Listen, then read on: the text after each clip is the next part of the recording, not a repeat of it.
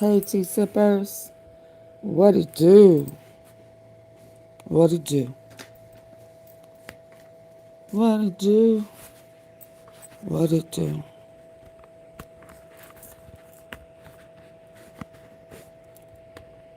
Come on in, come on in. And let's get caught up real quick. I am not trying to be here all night. Orientation is live. What done happened? Let me see.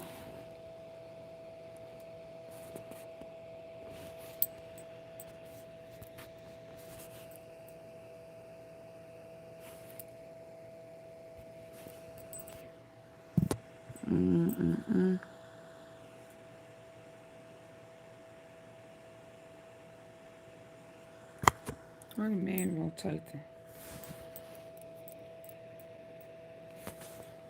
I sure hope y'all can see this because, hey, Crystal, it's telling me the orientation is locked. I don't know why it's saying it's locked, but I hope y'all can see. Come on in.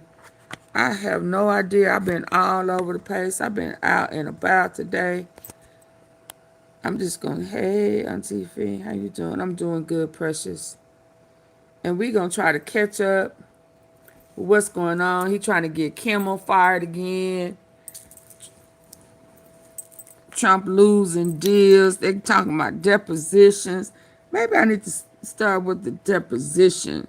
Ooh, is he in trouble? Hold on. Let's find out what's going here with Pol Pot. Oh, the January 6th.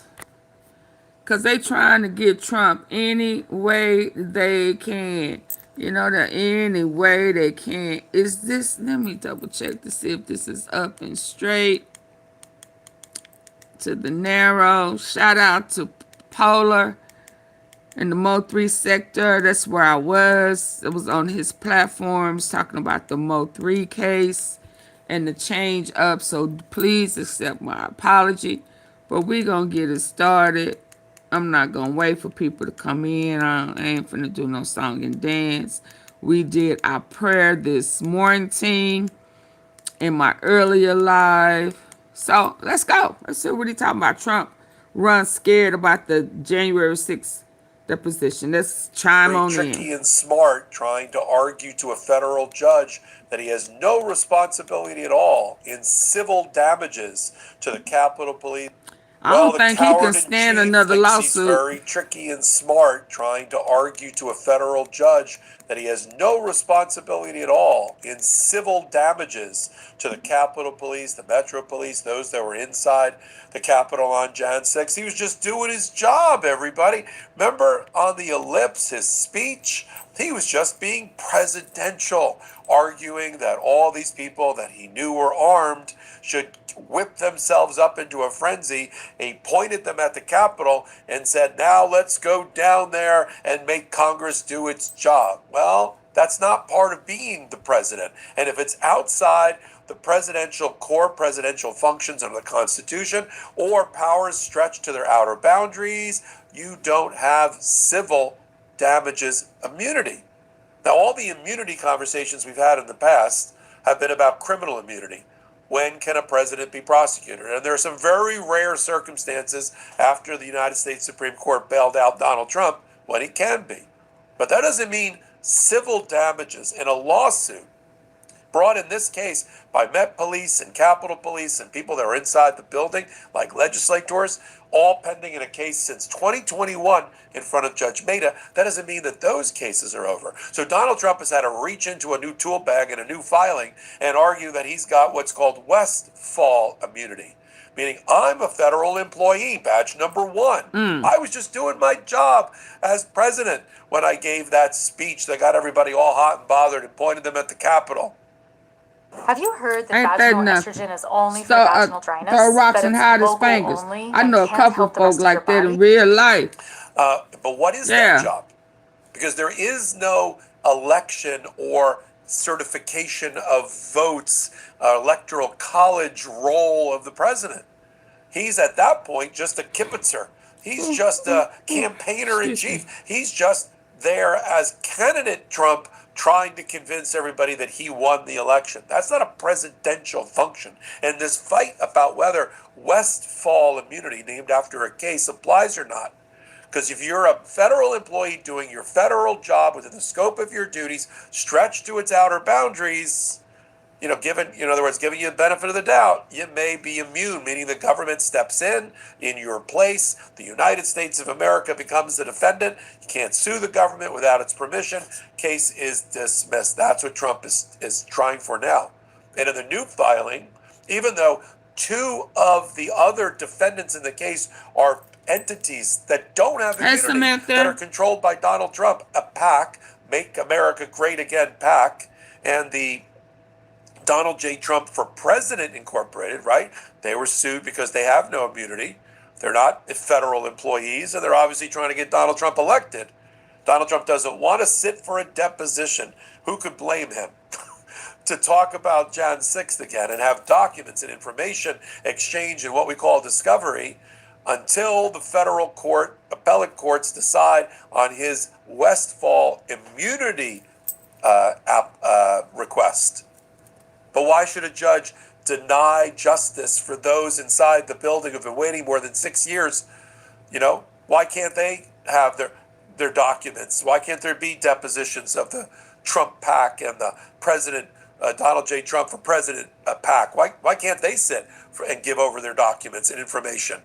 Why can't all of that happen while Donald Trump litigates over his immunity? This is all about Donald Trump trying to rewrite history again. And when I show you and remind you of the clips of Donald Trump on Jan 6th on the ellipse, I don't think there's going to be any dispute that he's outside his presidential authority, just as Judge Mehta already ruled. I'll catch you up on the new filings and what it means for justice here on Midas Touch and Legal AF. I'm Michael Popak. Take a minute, hit the free subscribe button, both places, here and on Legal AF YouTube channel. Okay, these cases were consolidated. They're in front of Judge Mehta, started by members of Congress, started by Metropolitan and Capitol Police, all put together. Oh, hold on. Call me. I need to hear this one. He got one. He talking about Maureen. I talked about her the other day. Hold on. On the Epstein, hold on. Daughter, Maureen. It's 13 minutes ago. Let's go. No, this is not it.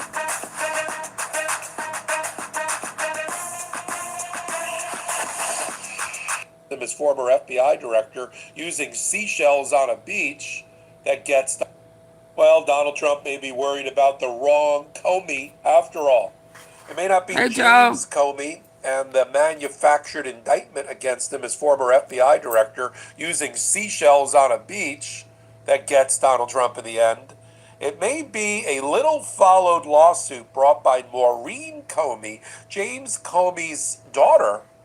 All she was doing was working as a prosecutor and toiling away apolitically in the U.S. Attorney's Office in New York, but she was prosecuting cases like Ghislaine Maxwell and Jeffrey Epstein, along with others. And she was canned 1 month before Todd Blanche, the current acting U.S. Attorney General, went in to interview Ghislaine Maxwell, Donald Trump's buddy, who's a convicted child sex trafficker, about Trump and Epstein and the child sex trafficking. And she was canned a month before, and my working theory at the time is it was to get rid of Maureen Comey so that he could go in and do that interview and give that immunity to a child sex trafficker without being encumbered with any facts or any law or anything that happened in the trial or any of the witnesses. He didn't want Maureen Comey as an earworm sitting next to him when he interviewed or gave softball questions to Ghislaine Maxwell. He wanted her out of the way. But that wrecked her career. She just wanted to be a prosecutor. Talked about this now the other day. Now that lawsuit is moving forward in federal court despite the fact the Department of Justice has been fighting, kicking, and screaming to send it off into a world where you and I would never hear the results. Some sort of administrative law proceeding with the Merit Systems Protection Board. Screw that. It's going to be in federal district court, United States Court in New York. And when the discovery process opens up in that case, when she gets to the bottom of why she was fired and that curious timing of her being fired a month before the Ghislaine Maxwell statement, we're going to get to the bottom of the Epstein account. This could be the can opener that we've always needed. I'm Michael Popok. You're on the Midas Touch Network and Legal AF. Top line, headline, sort of boring. Maureen Comey gets to keep her employment case in federal court. More interesting. Maureen Comey, prosecutor of Ghislaine Maxwell, fired 30 days before that interview, perhaps as part of the cover-up scandal by the Department of Justice, is able to have a public forum for her wrongful termination case because a federal judge, Judge Furman, just said so. Let's get down to it. So y'all know, Thanks so for you being know, on. with that being said, because she's a link to the Epstein files, the Diddy trials, the Diddy case that hasn't come up yet in Florida. I mean, people have forgot that he was never hit with all of his mishaps, dirty parties, take that to men. What's the other guy? Lil Rod. Oh, that's Florida, man. Yeah, Comey's attached to that, Maureen Comey. So when she got fired for her daddy and her knowledge of the Epstein files. Let's be absolutely clear. Midas Touch, hit the free subscribe button, come over to Legal AF YouTube channel and do the exact same thing. When Maureen Comey was fired, as the judge reported in his opinion and order, they sent her an email. Came from the HR department at the Department of Justice. Wow. And it didn't say she was being fired under the Civil Service Reform Act. It said she was being fired under Article 2 of the Constitution and the President's power to fire.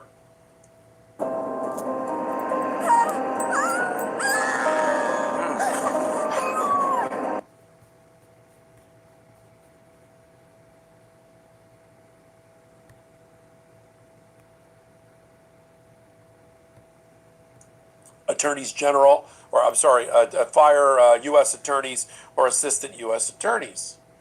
They relied, the Department of Justice and Trump, on Article 2. And for the judge, that makes a big difference because as they're arguing, this is all covered, Judge, under the Civil Service Reform Act, and she should be forced into the Merit Systems Protection Board appellate process if you don't like the result. The judge says, we got one big problem. You didn't cite to the Civil Service Reform Act, and therefore you didn't exercise your powers under it. There's a whole procedural framework, statutory framework around it, whole scheme, and you didn't use it. You skipped a step. See, this Department of Justice is known for sloppiness, for cutting corners, for missing deadlines, for misstating law or not even citing any law, being defiant to federal judges. And so does it surprise you that they screwed up their termination letter, giving her the power to stay in court? Now, in her complaint, which she filed several months ago, she claims that at least at present, she believes she was fired because she's James Comey's daughter, because there's an assumption about her political leanings, but she's an exemplary employee. She'd never been sanctioned. She'd only been rewarded and awarded and complimented. She was just given one of the top new prosecution cases just a day or two before she was fired. She successfully prosecuted Puff Daddy. She successfully prosecuted Ghislaine Maxwell and put her 20 years behind bars for child sex trafficking. And I'm sure she would have done the same to Epstein. And her career, she just wanted to be doing her job, toiling away at the U.S. Attorney's Office, was dashed because, why? Trump doesn't like Comey. Laura Loomer, that right-wing social media influencer, office wife of Donald Trump, she got on her radar, and Laura Loomer started loomerizing or loomering her, or whatever it's called, with Richard. constant harangue of social media posts. Why is James Comey's daughter working in the government? Why is she in the Department of Justice? Why is her husband and a son-in-law, and he's a lawyer, and he's in the Department of Justice. I mean, it's just like, I'm sorry to make it so. That's what it sounds like to me. It's like a mosquito that is, you just want to, and then end it. So she gets fired. Now, my working theory, and I'm not the only one. I was just on with Katie Fang, a good friend of mine, and in fact, I'm going to show you a clip here in a minute. And we came to the same conclusion. Look at the timeline. Trump, from the time he takes office, thinks that the thing he's really going to fix once and for all is get out from under the Epstein scandal. Of course, that backfires because he's so heavy-handed and ham-fisted, and how he uses the Department of Justice and how he uses the FBI to cover up. We know how he could have come clean if he had nothing to hide. Day one, release all the files. Day two, have his Department of Justice appoint a special counsel independent from the Department of Justice to investigate everyone and everything that's listed in there as a legitimate lead. Number three, step three, have the FBI interview the survivors, meet with them, commune with them, learn from them. Step four, start the prosecutions. Donald Trump did none of that. Did a whole bunch of hiding documents to this day, using his FBI's credibility, now shot, to try to cover up. Uses the Department of Justice credibility, now shot, to try to cover up. And then you got Maureen Comey. I'm Michael Popak, and I got some big news for our audience. Most of you know me as the co-founder of my... Shout out to you and Ben. Let me move because I'm late to the party. Y'all hit the like button. Coming in. I'm gonna have to move it past them. I'm hearing some good stuff in my ear.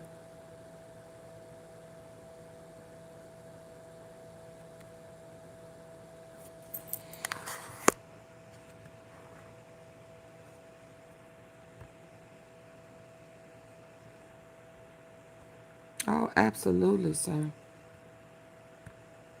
was trying to, he's so in the dumps. His reputation is so destroyed that Trump actually thought that Ghislaine Maxwell, a convicted child sex trafficker, would help rehabilitate his reputation. How low you must sink in order to believe that. And so a month before, but I'm sure they were planning it, because there were likely conversations between Todd Blanche, the Deputy Attorney General, who conducted the interview of Ghislaine Maxwell in her jail at the time in Florida, and David O. Marcus, who Katie Fang knows as well from working down in Miami. They were in discussions. I'm sure they know each other. They've been on podcasts together about a pardon and getting her immunity. He had to have negotiated with David O. Marcus to get her immunity for talking to the government. Now, if I'm in the government and I didn't handle the trial, and I don't know the facts of the case, this is a 2-month trial against Ghislaine Maxwell. Thousands and thousands and thousands of pages of documents and witness testimony. If I don't know that like the back of my hand, I bring in the trial lawyer who does, to keep the witness honest. Because if she starts bullshitting, you want somebody in the room that can raise their hand or hit Blanche in the side or write on a piece of paper if she's lying. This is what really happened. This is what this witness said. This is what this evidence was presented to the jury said. Here's the exhibit. Here's her signature. Here's her email. He didn't want that. He wanted to go in intentionally, willfully blind. Head firmly buried in sand. But you got to get rid of Maureen Comey to do it, so you fire her. Here's Katie Fang and me on my show, The Intersection, kicking that concept around. Play it. Maureen Comey it was a good day for Comey, and Maureen Comey convinced a federal judge that her being vindictively dismissed as a career apolitical prosecutor in the Southern District of New York, she was the one that brought Ghislaine Maxwell to justice, prosecutor for Epstein, but she got Loomered. Laura Loomer decided that she was the daughter of James Comey and she couldn't have her own career, and so she got fired. And then when she brought her vindictive dismissal case, Trump actually had the balls to say, oh no, you should go through the Merit Systems Protection Board or the National Labor Relations Board. You mean the two entities you destroyed and there aren't anymore?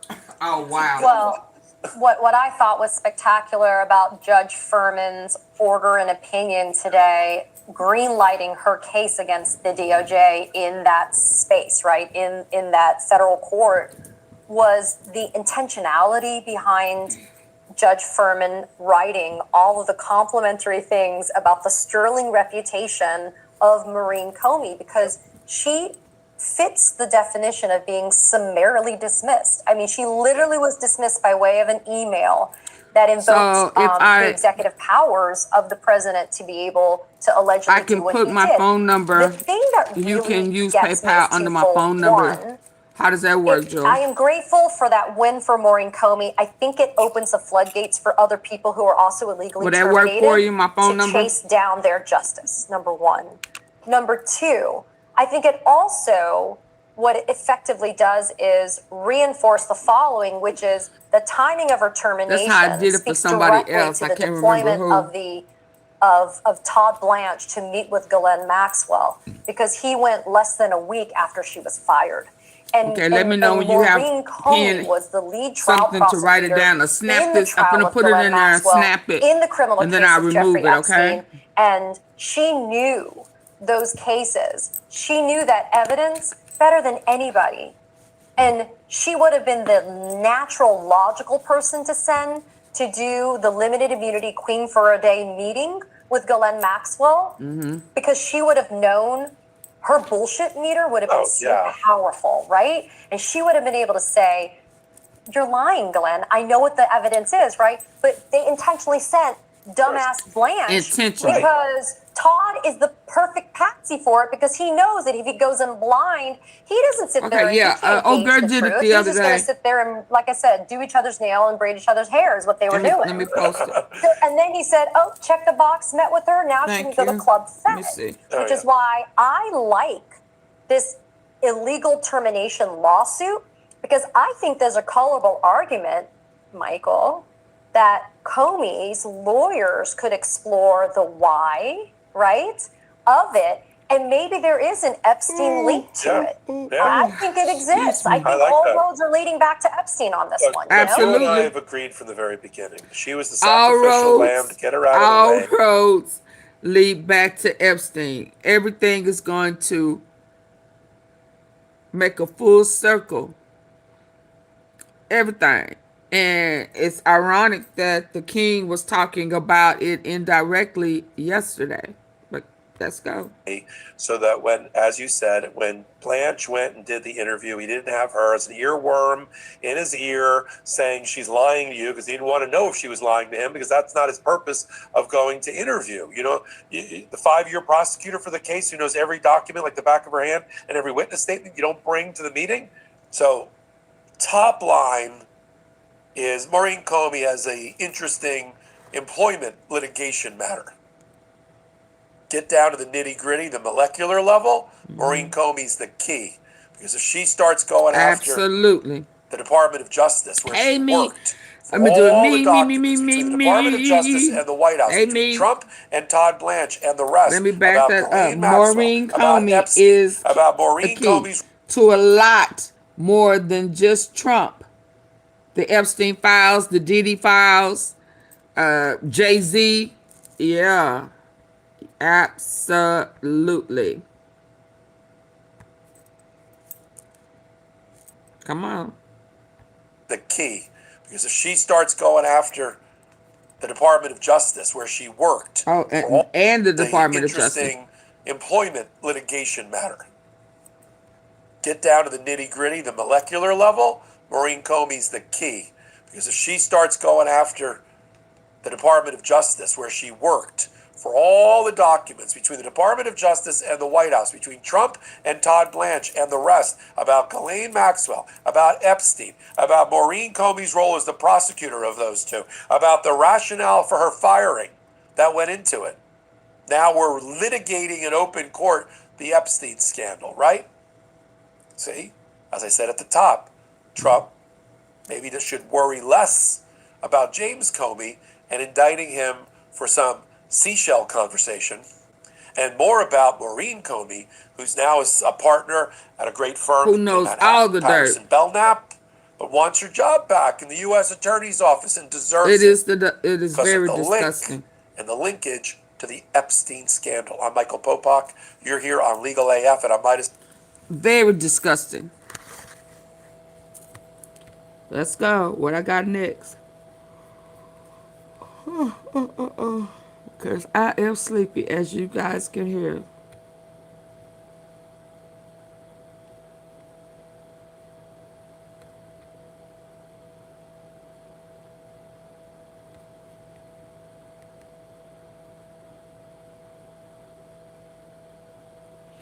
Let's hear this. Folks, I've been watching American politics for a long time now. I've stood behind that podium in the House chamber. I felt the weight of that room, and I want to tell you something. What happened on the 28th of April, 2026, when King Charles III stood before a joint meeting of the United States Congress, that was one of those moments you need to pay attention to. Not because a king gave a speech. Kings give speeches all the time. But because of what that speech revealed about where we are right now as a country. Now look, the last time a British monarch addressed Congress was 1991, Queen Elizabeth II. I I think we remember that I was governor of Arkansas about to run for president. That was a different America. We had our disagreements, sure, but there was a basic consensus about who we were in the world. We believed in our alliances. We believed in the rules. We believed that the institutions we built after World War II actually meant something. Fast forward 35 years and a king, a constitutional monarch who isn't even supposed to do politics, walks into that chamber and reminds the United States Congress what democracy means. And here's what really got me. Both sides of the aisle stood up, Democrats and Republicans Yeah, on I their think feet, we heard applauding something for the like defense this. of Ukraine, for NATO, for the idea that checks and balances matter. Now, I want you to hold that image in your mind because we're going to come back to it. We're going to come back to why President Trump said he was jealous. He used that word himself. And I think that one word tells you more about this moment than any headline ever could. So let's walk through this together because the details matter. They always do. Now, before we get into what King Charles said on that House floor, we've got to understand the moment he walked into, because context is everything in diplomacy.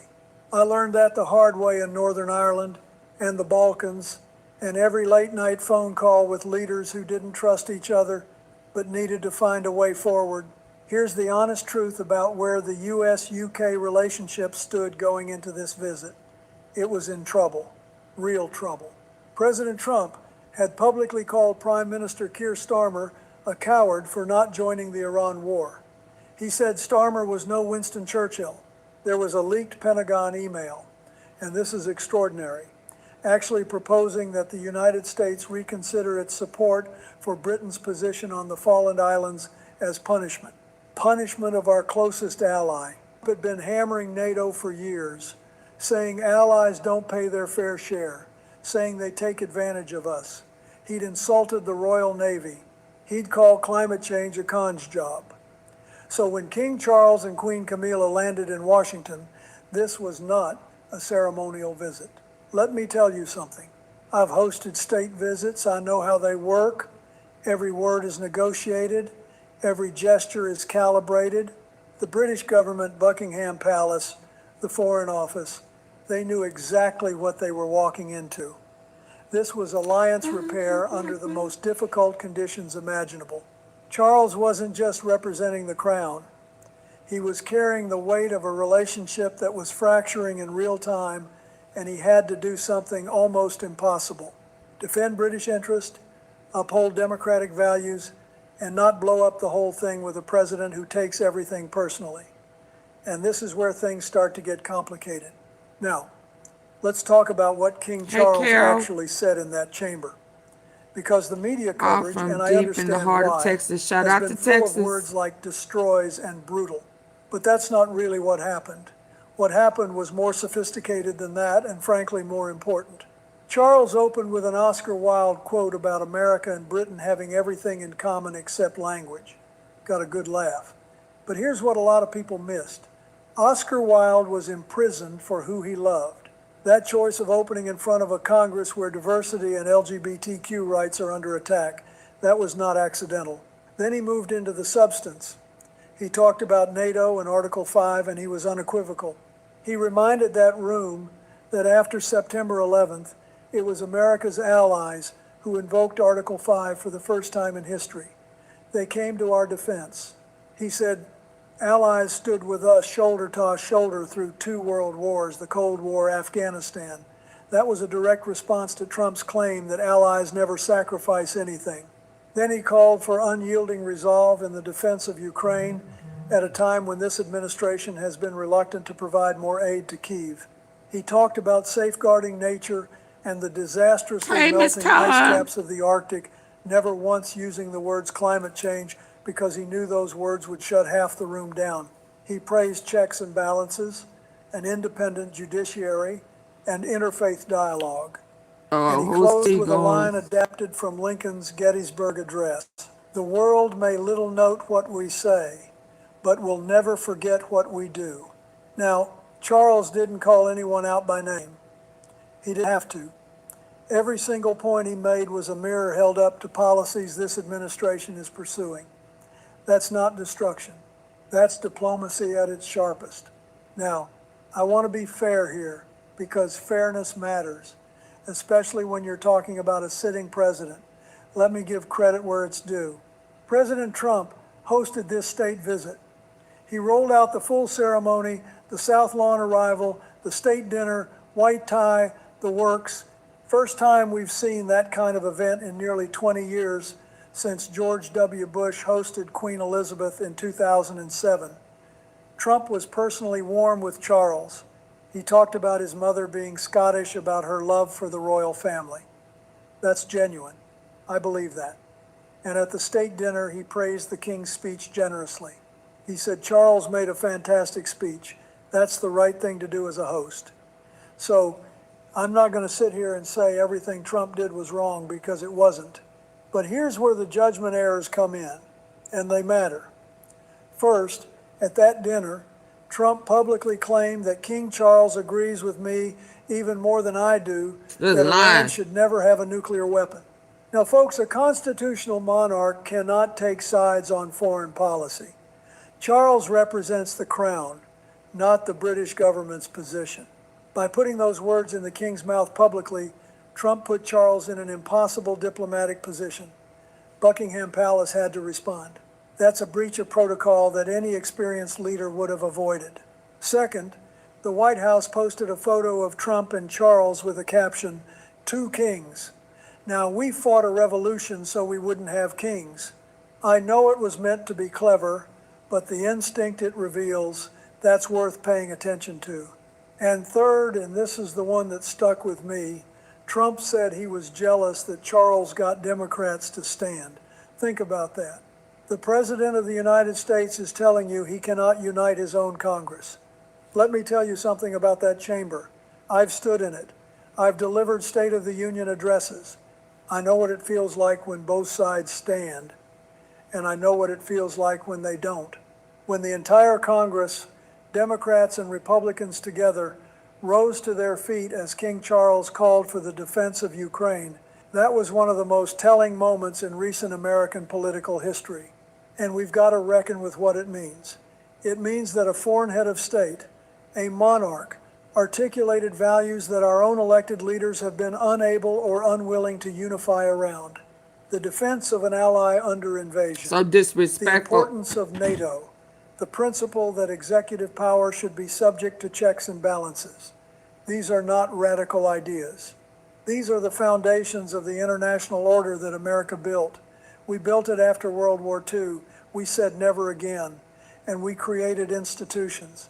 NATO, the United Nations, the alliance structures that kept the peace for generations. And now a British king has to come to our House floor and remind us. Now look, I'm not celebrating that. I want to be very clear. This is not a victory for anyone. When a democracy needs a monarch to remind it of its own principles, that's not a Hi, feel-good Christian. story. That's a warning sign.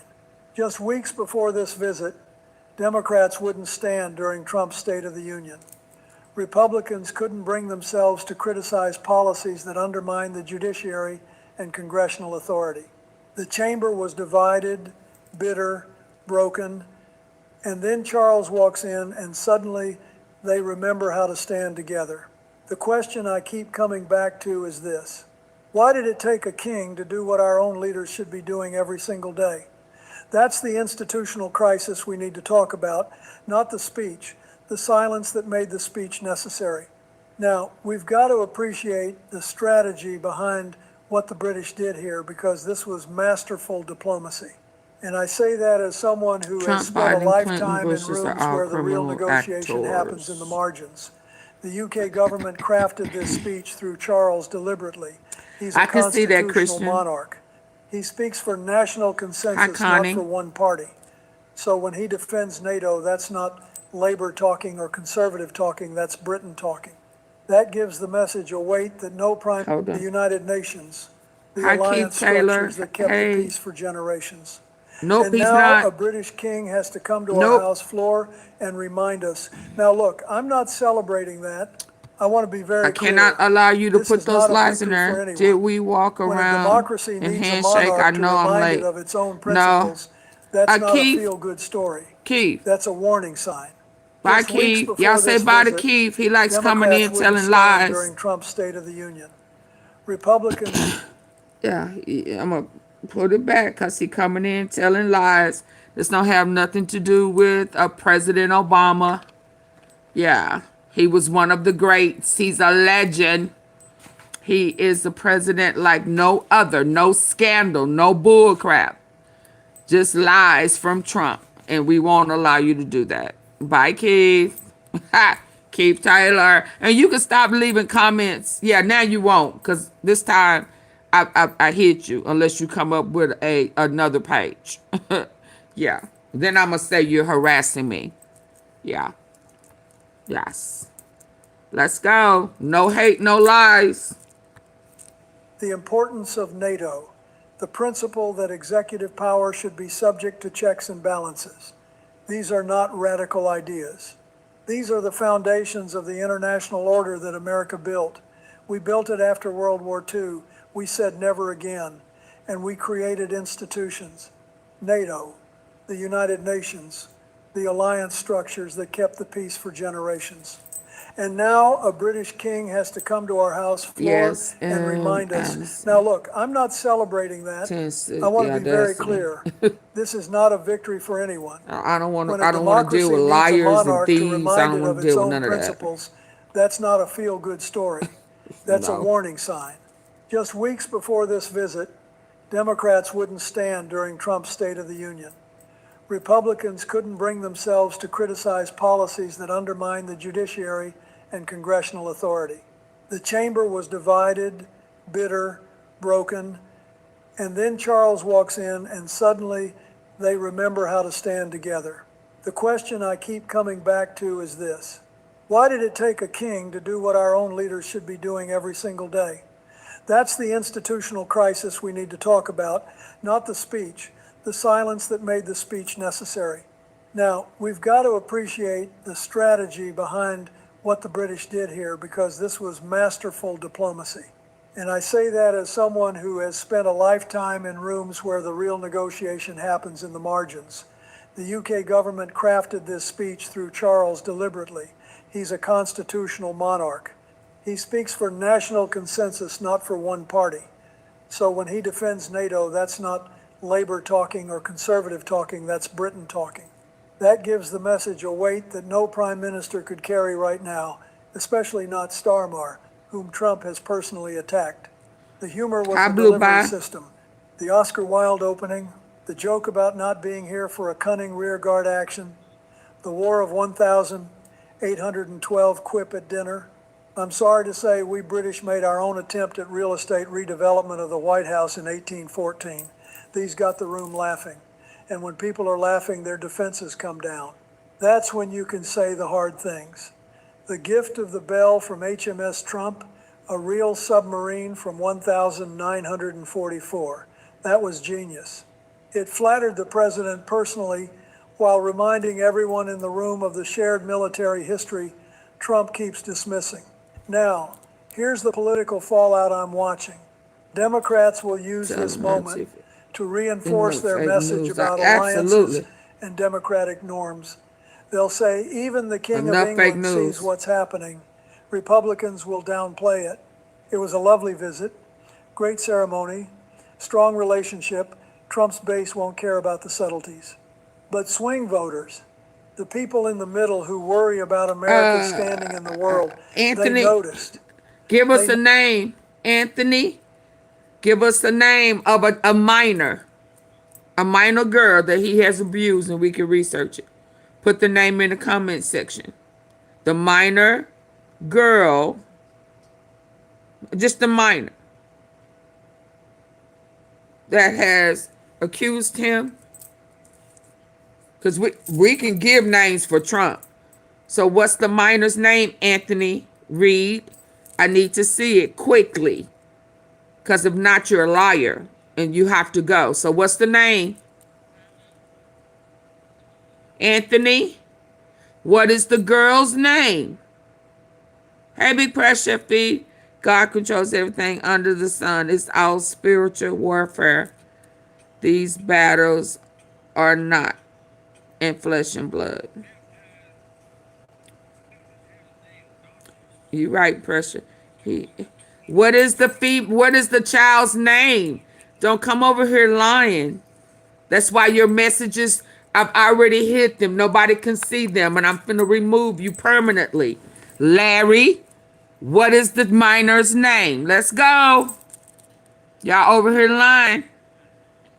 A liar will not tarry in the eyesight of the Lord. So don't come over here lying.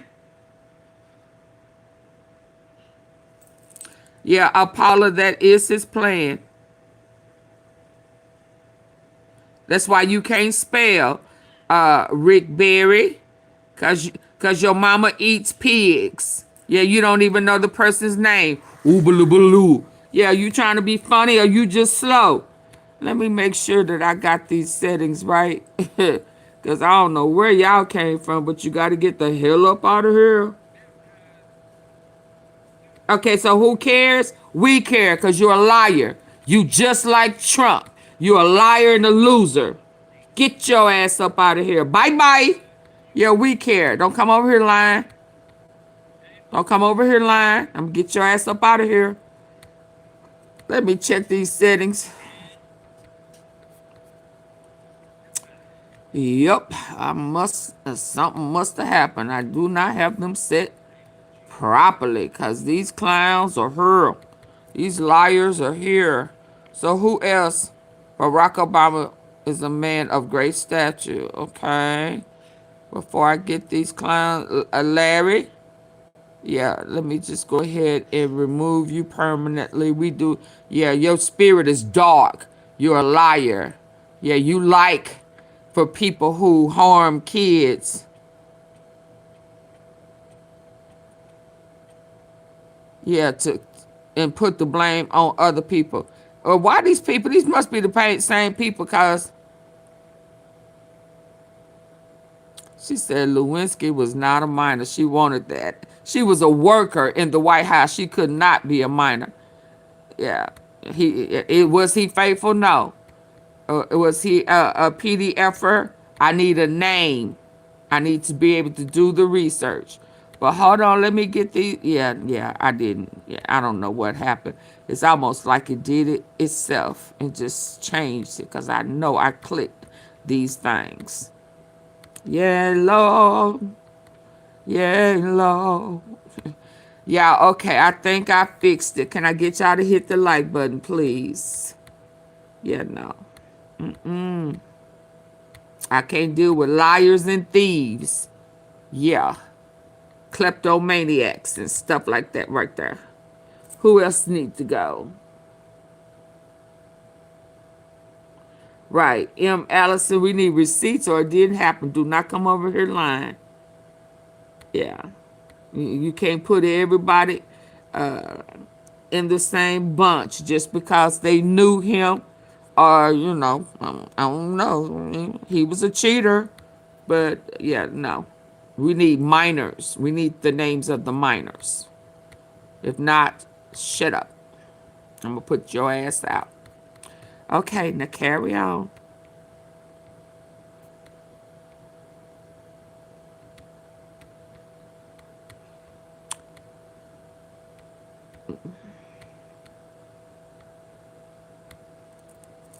I'm just not gonna make people PDFers that are not.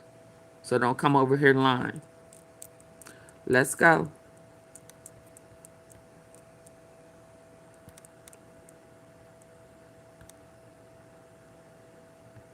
From HMS Trump, a real submarine from 1944.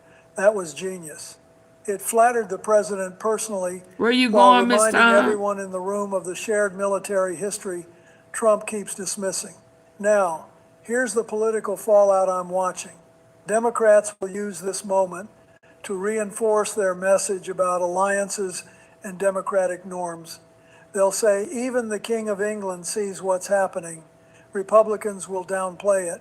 It was a lovely visit, great ceremony, strong relationship. Trump's base won't care about the subtleties. But swing voters, the people in the middle who worry about America's standing in the world, they Oh, noticed. okay. They noticed that the entire room stood for Ukraine when they won't commit to it. And that's the image that lingers.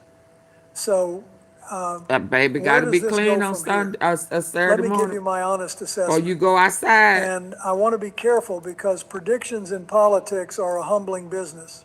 I've been wrong before. Everyone has. On U-Suk relations, the charm offensive may soften the edges temporarily. Trump clearly enjoys the pageantry of royalty. He likes Charles personally, but the structural problems haven't changed. The disagreement over Iran is deep and real. The tariffs on British goods are still in place. The leaked Pentagon memo about the Fallons revealed a punitive instinct that doesn't disappear because of a nice dinner. If Starmer continues to hold his position on Iran, and I think he will, Trump will turn the temperature back up. The visit buys time. It doesn't buy a resolution.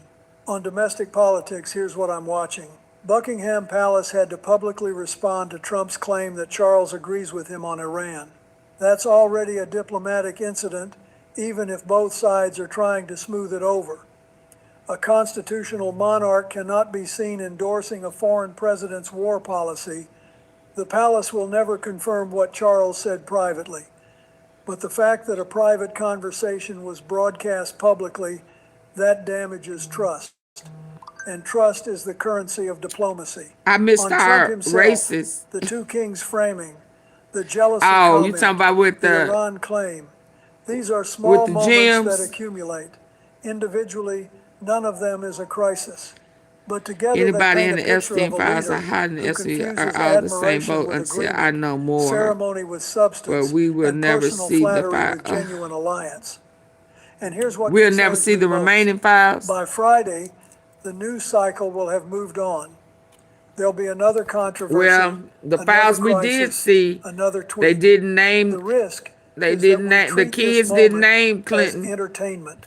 And King I'm not Charles saying that it won't destroys Trump change, but instead thus of far, recognizing it for what it actually was. A no serious minors. diplomatic intervention at a time when American leadership is uncertain and our alliances are fragile. Let me close with this because I think it's the most important thing I can say about all of it. America doesn't need a king. We fought a war to make sure of that, and we were right. The founders got it right. Self-governance, representative democracy, the consent of the governed, these ideas changed the world. But here's what we do need and what King Charles reminded us of on that House floor.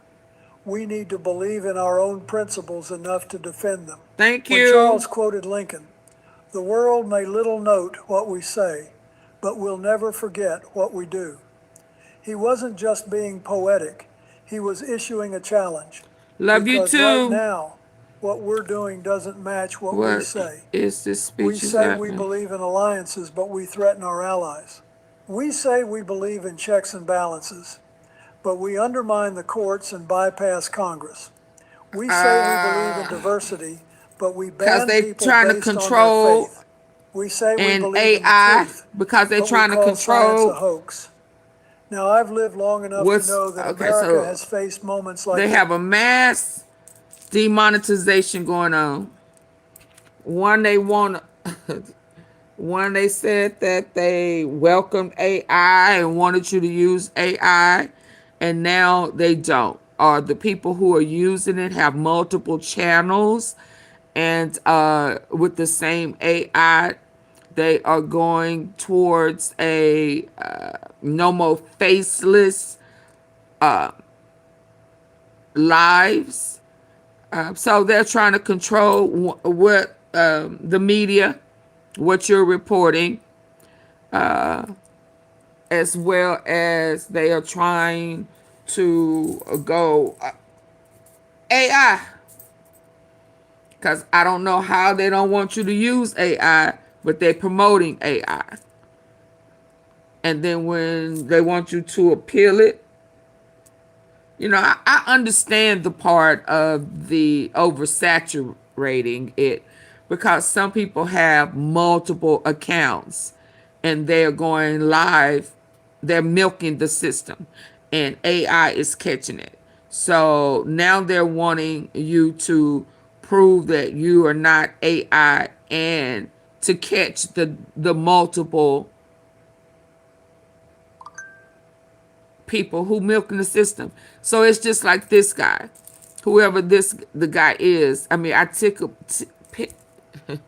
typically like a particular person, but this guy right here, once I started, he's repeating something that we've already heard, but it's under a different name. You understand? You understand? So it is AI is catching the thieves, but now they want you to now appeal it, but the appeal process is still going to be through AI. It's just too much big pressure. I think we are focused. So that's why anybody who's using AI before it's over, they're going to be demonetized too. So this time last year it was what was it called? Something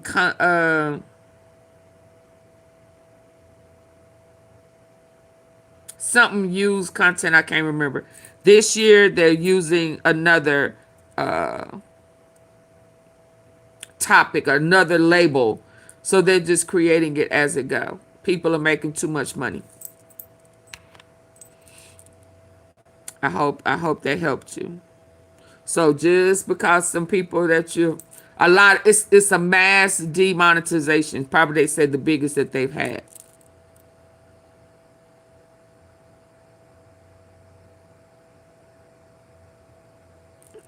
Okay, I'm gonna finish this one off. This before, and we've come through them. Oh boy, here We we came go. through McCarthyism.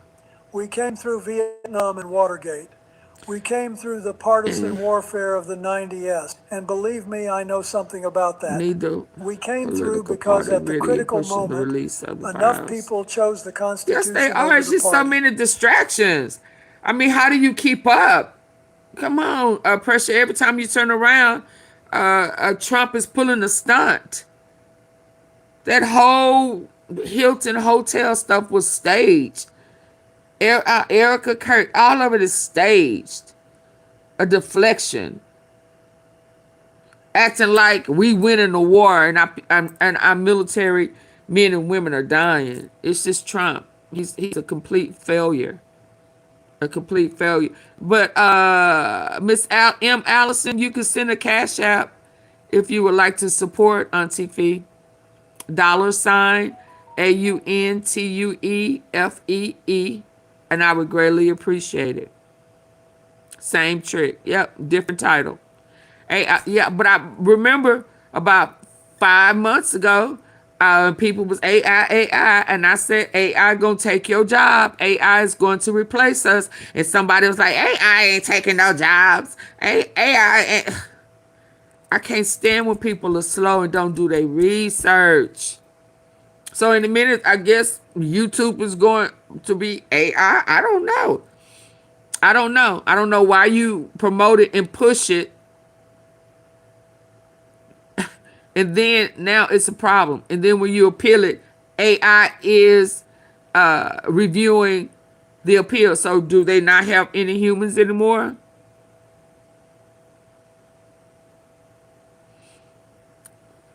Thank you, Miss Tom. AI took your job. Bless your heart.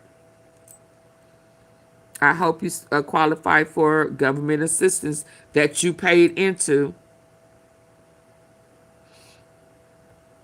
Chose the country over the personality, chose the long view over the short game. That's what I'm asking for now. Oh, Not as a Democrat, not as a former president. America doesn't need a king. We fought a war to make sure of that, and we were right. The founders got it right. Self-governance, representative democracy, the consent of the governed, these ideas changed the world. But here's what we do need and what King Charles reminded us of on that House floor. We need to believe in our own principles enough to defend them. When Charles quoted Lincoln, "The world may little note what we say, but will never forget what we do," he wasn't just being poetic, he was issuing a challenge. Because right now, what we're doing doesn't match what we say. We say we believe in alliances, but we threaten our allies. We say we believe in checks and balances, but we undermine the courts and bypass Congress. oh, We Joe. say we believe in diversity, Let me but give we you ban my. people based on their faith. We say we believe in the truth, Joe, you but still we call here? science a hoax. Now, I've lived long enough to know that America has faced moments like this before, and we've come through them. We came through Here, McCarthyism. We came through even the Vietnam and army, Watergate. We came through the partisan warfare of the 90S. And as believe me, I clowns know right something regime. about that. Like, yep. We came through because at the critical moment, enough people chose the Constitution over the party, chose the country over the personality, chose the long view over the short game. That's what I'm asking for now. Not as a Democrat, not as a former president, as an American. The answer to this moment isn't to celebrate that a king said what our leaders wouldn't. The answer is to demand that our leaders start saying it themselves and meaning it. We've got the tools, we've got the institutions, we've got the history. The only question is whether we still got the will. I believe we do. I have to believe we do because that's what America is. Not a guarantee, but a promise we keep making to each other generation after generation. And folks, it's time to keep that promise. Joe, yeah. You ain't Precise never lied. macros Hold and on, let's move on to Candace. Pressure, you be nice to Candace. Be nice to Candace.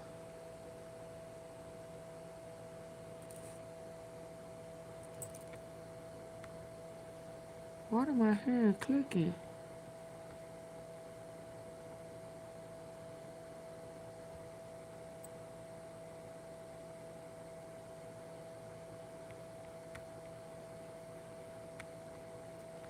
Hold on, can I get y'all to double Folks, tap? I've been watching American politics for a long No, where is Candace, sir? Him as former FBI director using seashells on.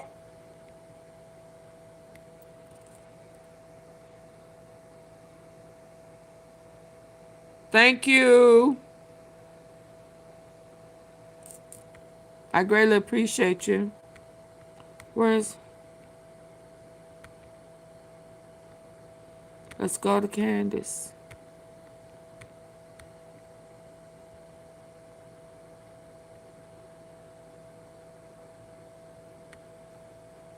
I saw something just a minute. Oh, no. Trouble in my way.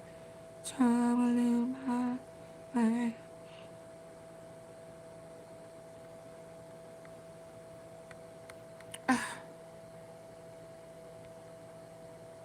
What in the world is going on?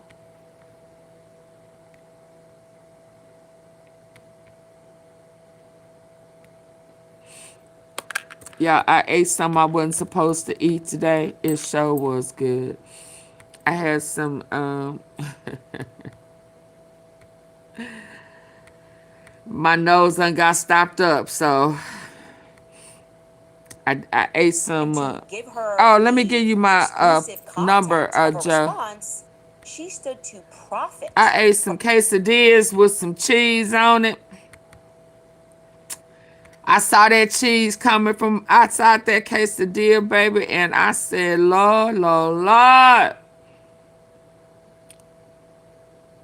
And I ate the quesadillas with the cheese on it, and now my nose is stopped. My nose ain't been stopped up in over a month because I've been eating right. I did, baby. Thank you. Thank you. I greatly appreciate it. Support why YouTube did mine. Thank you. I got it. Mwah. Yeah, baby. My nose done got stopped up. I ain't been complaining about being stopped up in how long? And I ate that shit.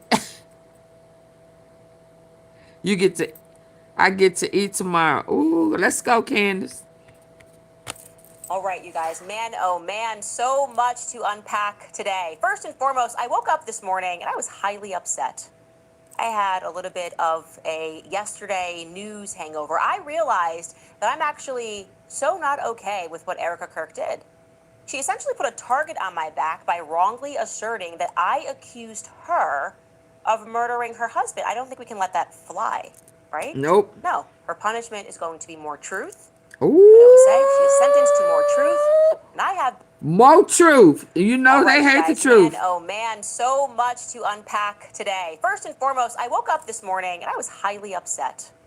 I had a little bit of a yesterday news hangover. I realized that I'm actually so not okay with what Erica Kirk did. She essentially put a target on my back by wrongly asserting that That's why I don't like them lies. Of murdering her husband. I don't think we can let that fly, right? No, her punishment is going to be more truth. I always say she is sentenced to more truth, and I have been keeping a little secret, and it's time for me to reveal it. Ooh. Also, I am getting the sense that there is something happening, something big happening. It Get feels your big like teacups people ready. are upping the crazy a little bit. Something is coming undone in the background. And on that note, the big news of the day is guess who crawled from under his rock, apparently, and sent me a full-blown lawsuit. Yes, Brian Harpole. Ladies and gentlemen, I believe that that would grant me, your girl, the power of subpoena. Let's get started. Welcome back to Candace. Oh, baby. Here's the pen that erases scratches instantly. Look, no cut, no Photoshop.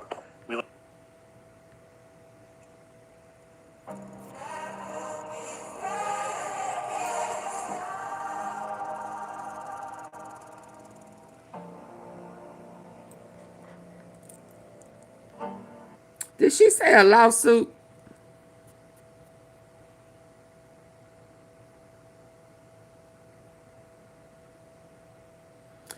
Did this lady say lawsuit?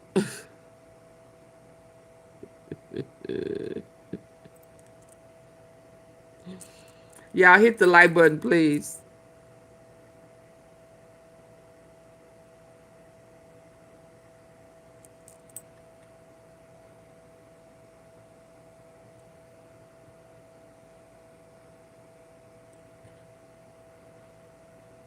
Oh, it's stuck. So let me back up. I was standing in Charlotte Airport about to board my flight to Italy last week, and I received an email. Me and my lawyers received an email. It was randomly sent to us. It was something like a retraction demand, but it wasn't actually a retraction demand because his lawyer, Brian Harpole's lawyer, asserted at the top right away that they were already going to file the lawsuit no matter what in 4 days. This was kind of just a nice heads up that these are our claims that we will be making. What? How curious. What do you mean? You never communicated with me, you never spoke, you never issued any sort of retraction demand, you never answered me when I reached out. This is not at all how it normally goes. I mean, I'm pretty accustomed to how lawsuits work. In fact, I can tell you See, that's it's why never gone like this, ever. for I me. just say that's why You send, hey, I that's what eat you said is not junk right. at least once a Retract it, or day. else I am going to sue you. Brian After a Harpole week, your did body no such can thing. become too sensitive Okay. to junk. Well, So I've before I tell detoxed the you toxins why out I my believe he body, is doing pressure, this, and again, this is my opinion, this and is I a got all the very inflammation curious out. strategy. I'm going to at first take you through some of And the highlights cheese, of the demand, whew, which was poorly organized, but it is cheese really get me, just and I kind love of it. summarizes the actual lawsuit, which he has now filed. In other words, I want you to understand, he had the lawsuit Joe, let me prepared know when you got first it. before he sent me this notification type demand, okay? Pardon me. I also want to mention, because it feels important, that Brian Harpole is using the same lawyer the Daily Wire used to No, sue me thank in you. arbitration for 2 years straight. I'm not going to name the firm, even though the lawyer is I publicly don't love that tweeting, it gets and also has a me. YouTube I channel, love so it's not hard cheese. to find. But I will just say that's not a coincidence. I'm very tired of this guy altogether, mostly because he speaks like he's consumed helium. Anyway, let's get into Brian Harpole's stated grievances, okay? Yeah, I can't eat it. First up, It he wants swells to me sue up. That me, he's inflammation suing get me me. for maligning him when I suggested, when I stated that not having an ambulance on standby is inappropriate. It's wrong. And, which was poorly organized, but it is really just kind of summarizes the actual lawsuit, which he has now filed. In other words, I want you to understand, he had the lawsuit prepared first before he sent me this notification type demand, okay? Pardon me. I also want to mention, because it feels important, that Brian Harpole is using the Ooh, same but if it lawyer was good. the Lord have Daily Wire mercy. I had. used Ooh, to sue me in let me arbitration stop. for 2 years straight. I'm not going to name the firm, even though the lawyer is publicly tweeting and also has a YouTube channel, so it's not hard to find. But I will just say that's not a coincidence. I'm very tired of this guy altogether, mostly because he speaks like he's consumed helium. Anyway, let's get into Brian Harpole's stated grievances, okay? First up, he wants to sue me, he's suing me for maligning him when I suggested, when I stated that not having an ambulance on standby is inappropriate. It's wrong. I'm not kidding. This is what was written. If it is invalid, we promise a tenfold refund. This denture can be successfully worn in just 1 second. It reads, in your podcast episode titled, Why is Everyone Crashing Out Over the Charlie Kirk Investigation? You maligned Kirk's No, security I team, haven't including tried the Mr. Harpole, papaya by stating, enzymes, quote, but in it's real life, just when I you need to spend millions not of eat dollars it. on security, I need on to your continue security to detail, avoid they don't have cheese. you sitting like a duck and forget to have an ambulance behind you. This statement not only Because if incorrectly I calls find into question the anything, competence of Mr. Harpole yeah, and his team, but it defames Mr. Harpole by I need falsely to accusing be him and his team of criminal negligence by failing disciplined. to render aid to Kirk Because I after know what it he do was to shot. me, and I Okay, know so my face will start back swelling up, competence and feet will is a matter of start opinion. swelling. Brian, I don't believe you can sue people for thinking that you're stupid or that you're ugly or that you're fat. I don't believe I can sue Trump for thinking Brigitte is the most beautiful woman in the world. What it do More to beautiful you than me at the very least. It's internally? not even close, as he says. Oh, And I don't think I can sue Trump for making the repeated claim that he views me as that someone milk that has a this lot statement not of only pulse and incorrectly calls into inflammation in question it. the competence of Mr. Harpole and his team, but it defames Mr. Harpole by falsely accusing him and his team of criminal negligence by failing to render aid to Kirk after he was shot. Okay, so competence is a matter of opinion, Brian. I don't believe you can sue people for thinking that you're stupid or that you're ugly or that you're fat. I don't believe I can sue Trump I for have thinking bananas Brigitte and is the most applesauce beautiful ready woman in the for world. tomorrow. More beautiful than me at the very least. It's not even close, as he says. I don't think I can sue Trump for I making need the to eat some repeated watermelon. claim that he views me as someone that is low IQ. So I don't know that competence is really a claim. Also, I would argue that it is almost a matter of fact that a security team that is paid many millions of dollars annually should have What you had say? an ambulance God on answering random standby prayers. at an event, especially Whatever when it you was a part eat of their normal for repertoire to do so. 21 Is everybody days or forgetting? more, I used to work for the Training for the body will USA. I'm develop fairly certain that almost operative probably at based on that. each and every one of my I many ate it events one down at time Turning Point today. USA, And you hear during my nose a is time stopped period up. when Brian One of my Harpole was nostrils is always a stopped member up. of the security team, Because I we had an ate ambulance that on standby. cheese So that quesadilla. actually felt Watermelon exceptional to doesn't me. It is not agree my with me. opinion Oh, okay. that it is my opinion that not having one on standby, especially when the person that you are providing executive protection to texts you guys the night before and says, "I think I'm going to be killed." It's my opinion that it demonstrates professional incompetence not to have an ambulance on standby in case anything happens. Sorry, Brian. I most certainly did not accuse you of criminal negligence. That term did not come from this podcast. In fact, I hadn't even thought of that term until you put it all over a lawsuit. So we should just look that up and see what the definition is. I did. It says definition of criminal negligence is a reckless disregard for human life or a gross deviation from the standard of care that a reasonable person would observe, resulting in serious harm or death. Okay? Unlike civil negligence, it is a crime prosecuted by the state, often leading to imprisonment, involuntary manslaughter charges, or major felonies. Okay. Thank you for introducing us to that legal term, Brian. What else is Brian upset about? Well, I would argue that the next point actually demonstrates incompetence, okay? Brian wants to sue It me for builds something that I mucus. literally never said about Cheese him. build Mind you, mucus. this was actually the very first point of the letter. It was dizzying. It reads, it is in your podcast episode titled Charlie's Angels or Demons, you implied that Charlie Kirk's security team, including Mr. Harpole, had insider knowledge about Kirk's assassination. Specifically, you questioned how the security team knew that Charlie Kirk was dead before official confirmation. The false and defamatory Please nature hit the of the like statement is button, obvious, y'all. as it implies that Mr. Harpole and his security team not only had foreknowledge of the assassination, but were also complicit in it. Want to know the truth? In that particular episode, we never mentioned Brian Harpole or referred to him even once. The episode, as it implies, is about specifically Charlie's chief of staff and Terrell Farnsworth, the head of the AV team. The specific quotation to which he's referring to is about Terrell Farnsworth, because it was Terrell Farnsworth who notoriously announced in a selfie video that Charlie Kirk was dead like 2 minutes after Charlie went down. So when no one could have possibly known Charlie was dead, okay? My full quotation, which for some reason is not He included, did say that Charlie was dead. what were Charlie's closest friends and allies and the people that were going to carry on the torch at Turning Point USA doing? Oh, they were picking up phone calls, like Mikey McCoy. They were already filming themselves prematurely announcing Charlie is dead, but not a single person could have known that Charlie Kirk was dead. He was the End first quote. That is a person that factual I heard quotation say, referring to the immediate actions and he was like 2 on the minutes after scene. Charlie went down. So when no one could have possibly known Charlie was dead, okay? My full quotation, which for some reason is not included, was what were Charlie's notoriously announced in a selfie video that Charlie Kirk was dead like 2 minutes after Charlie went down. So when no one could have possibly known Charlie was dead, okay? My full quotation, which for some reason is not included, was what were Charlie's closest friends and allies and the people that were going to carry on the torch at Turning Point USA doing? Oh, they were picking up phone calls, like Mikey McCoy. They were already filming themselves prematurely announcing Charlie is dead. Sure did. Not a single person could have known that Charlie Kirk was dead.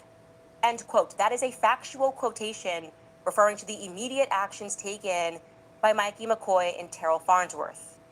Thank you, Brian. I hope that clears that matter up. What else do you have? It looks like this next one is a bit of a double Anything punch. I don't eat or drink for 21 days will make me sick for 3 days after. And then he wants to sue Yeah, because me you for get having detox ears your body. and a general sense of comprehension. As a matter I of guess. fact, I'm able to comprehend I'm glad the words I that need come to out of take his my mouth. I took notice that, as many people did, that there were conflicting statements made by Turning Point USA on that day. Now, there may be a valid excuse for those discrepancies in messaging. Pressure, didn't I However, send that to cannot you? punish the public for noticing them. Okay, I'm referring to the drones. So this I take reads, this at this night. claim reads in your podcast episode entitled "The Great Exodus from Utah." You again falsely claimed that Mr. Harpole failed to render aid to Kirk after he was shot, but this time you incorrectly claimed that Harpole failed to render effective aid to Kirk with his supposed-to-be medical bag. And this in the morning. Later in the episode, you falsely accused Mr. Harpole of lying take about it drone now. availability. asking, is that how these assassinations happen? Together, these statements defame Mr. Harpole by accusing him of being a direct cause of Kirk's assassination. Mr. Harpole did not play a role in Kirk's assassination and did everything he could to render aid and assist Kirk after he was shot. Okay, so to address that obscure medical bag claim, the full Yes, I quotation from my did. episode is just a mere description of Brian On Harpole and IG. his medical bag. I said exactly, quote, Brian is the one who then runs These are over to two Charlie, things and you again, you need to recognize get. him because he kind of has that Like small, supposed to 2 be at medical night bag over and him. 2 in the morning. I'm completely confused as to how that description is in any way defamatory. When I you just wanted talked to about alert that viewers to the fact that he inflammation. was not just wearing a man purse, and it was supposed to be a medical bag. That's it. Now, regarding the drones, Brian Harpole's statement flew in direct contradiction to the statements that was given by Frank Turek. Okay? That's confusing for the public. Take a listen. I spent thousands of dollars on drones last year and got the guy's license. But if the area lies in the Provo, Utah airspace, I can't fly it. That's a 107B. We can't break the rules. Right? And then you had secondary restrictions, probably due to heavy foot traffic for the school. But I can't go in and break the rules. Anyway, on our way in, we had drone footage of the crowd building. And Charlie had it on his phone. I said, Charlie, I don't like this place. There are too many buildings. Charlie just kind of brushed it off because, look, we have a security team, and he wasn't Hey, gonna cancel Belinda. an event. So we're driving in, Megan, and his team has drones up, looking at the crowd from above, and they text him some video. And there's thousands of people there an hour before the start. And I said, Charlie, I don't like this place. There's too many buildings. Meet EM Sense, a breakthrough in foot therapy that wraps around your foot and ankle like a therapeutic boot and attacks the root cause of your pain in 4 clinically backed ways. 1, soothing warmth. The moment you And that would detox those Now, again, parasites out there your body. very much could be a clear reason as to why these statements are conflicting, but you can't be mad at the public for noticing that the statements are conflicting. Also, did anybody actually fact check Brian Harpole's earlier point? Because I did. He says, well, I can't break the rules. You can't fly drones in Provo airspace. Well, I actually spoke to someone regarding that who has good knowledge of the rules regarding Provo airspace. And he said, yeah, you can't fly in Provo airspace, meaning around airports. You would have to get clearance. You can't fly near hangars, but you can fly drones in Provo. So his whole excuse of why he didn't even bring drones, we should probably take a second glance at. Again, this is according to a pilot who I know who's in charge of drone training. So a lot doesn't seem to be adding up there. You can clarify that, but you can't pretend that someone tried to defame you unless you're going to go after Frank Turek. Anyway, let's actually pivot to the lawsuit because it is remarkable. Okay, the lawsuit itself is 69 pages, and for some These people are crazy. unknown reason, he begins the lawsuit, and I'm talking like the first few pages with strong support for Israel. I guess that's mandatory. Candace is anti-Semitic, just even though Brian Harpole's not Jewish. I am not Jewish. Charlie was not Jewish. He mentions this just kind of sporadically in a paragraph where he's painting this picture that I'm a conspiracy theorist. They also mention, we can bring this up here on point 19, that I don't believe the moon landing. Guilty as charged. Guilty as charged. I think the moon landing was fake. I'm not sure what this has to do with anything, if I'm required to believe the moon landing is real, but he just kind of mentions that, and then, you got to have that random strong support for Israel. They are right crazy. at the top, which is why also embedded is the mandatory picture of Bibi Netanyahu. You got to let these people know where you stand on Israel before you even get into the substance of a lawsuit. So I appreciate that preamble. That's just called our standard constitutional preamble. He's with Israel. Okay, cool. I'm going to do that when I respond and say, I just want you to know, I love Israel. Just saying that. I now want to draw your attention to the obscure argument that he is making. So just pages and pages of him just kind of painting a picture of who I am. 69 But he pages. comes out and kind of makes this obscure argument that he is a private citizen. Okay, that's point 29. He's trying to assert that he is a private citizen. Now, Let's take a look at this. Despite 2 podcast appearances, Harpole remains a private individual and not a limited purpose public figure. He has social media accounts that he does not use for posting content. He has no public platforms to effectively rebut or counteract statements. And his involvement in the controversy is limited to 2 defensive appearances. He did not seek publicity or attempt to influence public debate. Huh? Excuse me.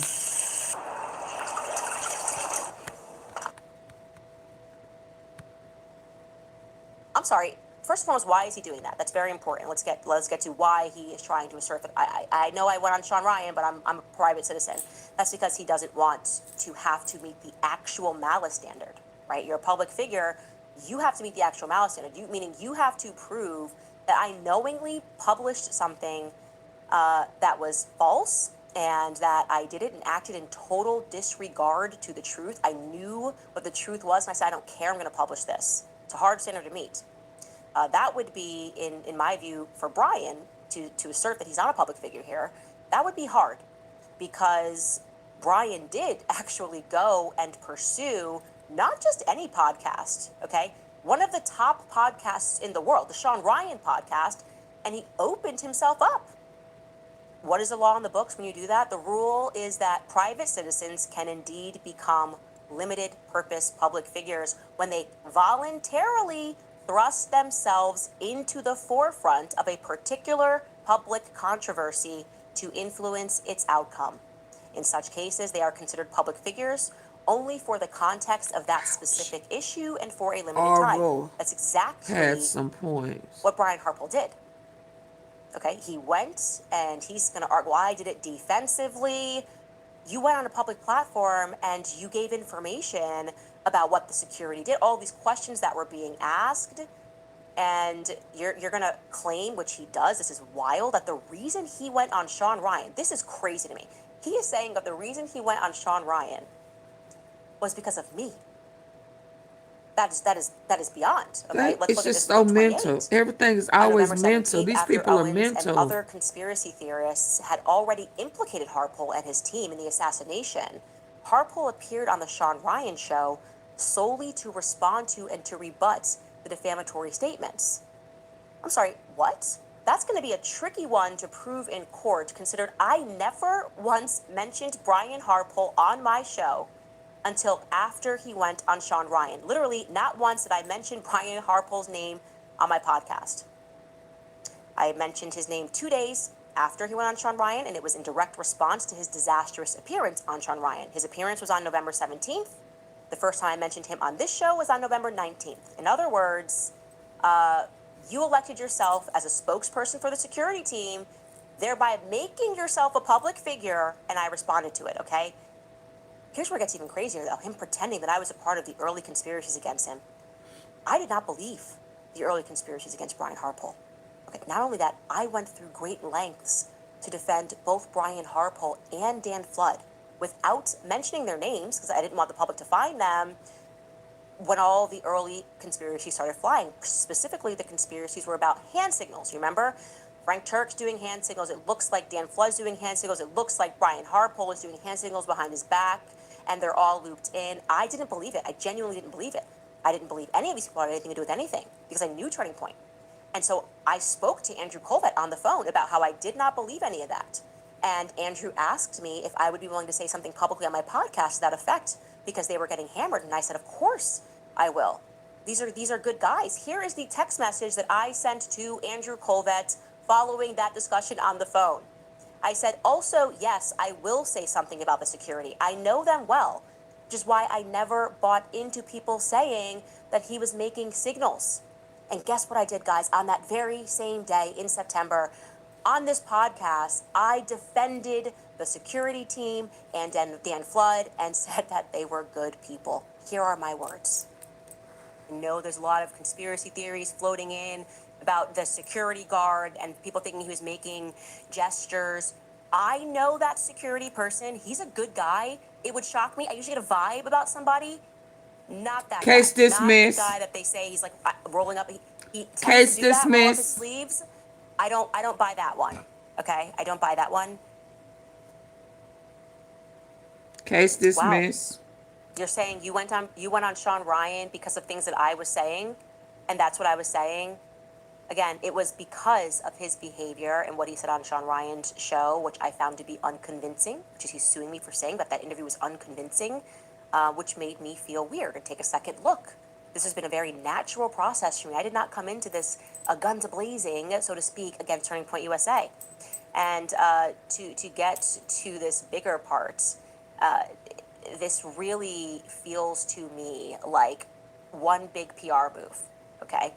It feels like he's kind of trying to pull the Blake Lively. He wants to make the claim that he's not a public figure, and that's specifically because a large chunk of his claims are pertaining to Mitch Snow, who he is also suing, by the way.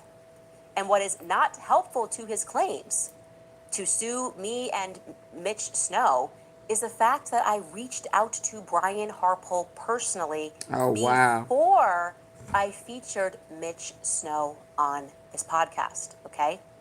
So the story goes that on November 8th, I at first mentioned that there was someone who thought that they saw Brian Harpole at Fort Huachuca, that I, examined the person's documents, whatever. I found him to be credible, as in I believed he said where he said he was, when he said he was. It was a solo episode on December 9th, and if you recall, it caused mass panic. So I was intending to interview Mitch Snow, and then craziness started, right? Erica Kirk did her just stop tour. She's out there saying stop. Privately, I was effectively being threatened behind the scenes not to speak to Mitch Snow. They knew I wanted to interview him, and someone reached out to me, and this was coming through Paramount Tactical and the Valhalla guy, and they were saying, if you do this, if you interview Mitch wasn't even in the military. They're running in different directions. He's a complete fraud. He's never been to Fort Huachuca. And if you actually interview Mitch, Brian Harpole, he's going to sue you. That's what came down the pipeline to me. So before I even got to do the interview, Brian Harpole was telling people to say that if I interview this guy, I'm going to sue you. And I thought that was completely deranged. I said, well, this is crazy. Brian Harpole has my number. Why is he sending out these random YouTubers? He knows who I am. I've defended him on his podcast. So I reached out to him before we hosted Mitch Snow to get his fuller story and to say, hey, you're welcome to tell me that you just weren't there. Like, what's up? We don't have to, I don't want to host this guy. Like, why are you being all weird? I asked him then beyond that if he wanted to clarify anything. I sent Brian Harpole, I think a total of 4 messages, and I also sent Dan Flood a message. Again, from the day before or 2 days before I interviewed Mitch Snow through to January, trying to get him to just say yes or no. And he actually, remarkably, embeds these many messages to him in the lawsuit. Cook Unity is the first chef-to-consumer platform, delivering your choice of over 350 freshly prepared chef-created meals. I need for y'all to double tap the face of your phone device and hit the 3 dots at the top right corner. Get the likes up, please.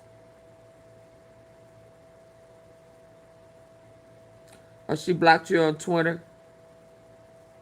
These bogus court filings. I know, right, me? Hey, y'all, come on. Double tap the face of your phone device if that's how you're ear hustling. There's 3 dots at the top right corner. Hit the 3 dots, please.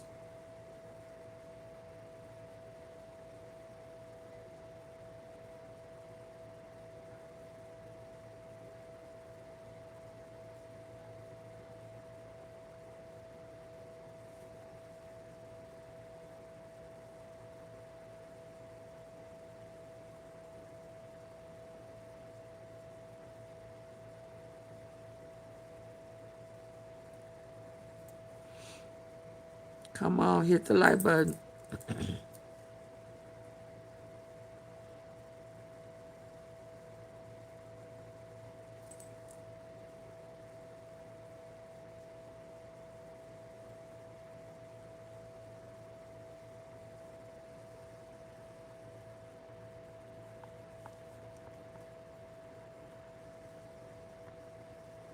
And that's going to be point 54 to 55. He just embeds these into the lawsuit. Hi, Brian. This is Candace Owens. A lot of people are telling me that you're planting seeds regarding a lawsuit. I wanted to see if you wanted to have an off-record discussion with me about anything, or if you'd like to simply clarify something that you think that I got wrong. You can see I followed up on December 19th. Hi, Brian. Just again, reaching out in case you want to clarify your whereabouts on the morning of September 9th. I'm only interested in the truth. So I would be happy to debunk Mitch if he perhaps is misremembering the faces that he saw. No response. I think they also put a third message in there. I don't know if you can scroll and see that, or if that's not attached yet. But like I said, multiple messages that I sent him, he just didn't answer. So why? Why didn't Brian Harpole simply respond? Why didn't you send a cease and desist a long time ago? Why did you ask me for a retraction? Here's another one. Hey, Brian, reaching out again to see if you'd be willing to speak about the morning of the 9th. I'm obviously not trying to do anything other than debunk Mitch so I can pivot and refocus the investigation, but I oddly cannot get you to confirm or deny if you were there. He's acknowledging he received these messages and he chose not to respond. Again, why?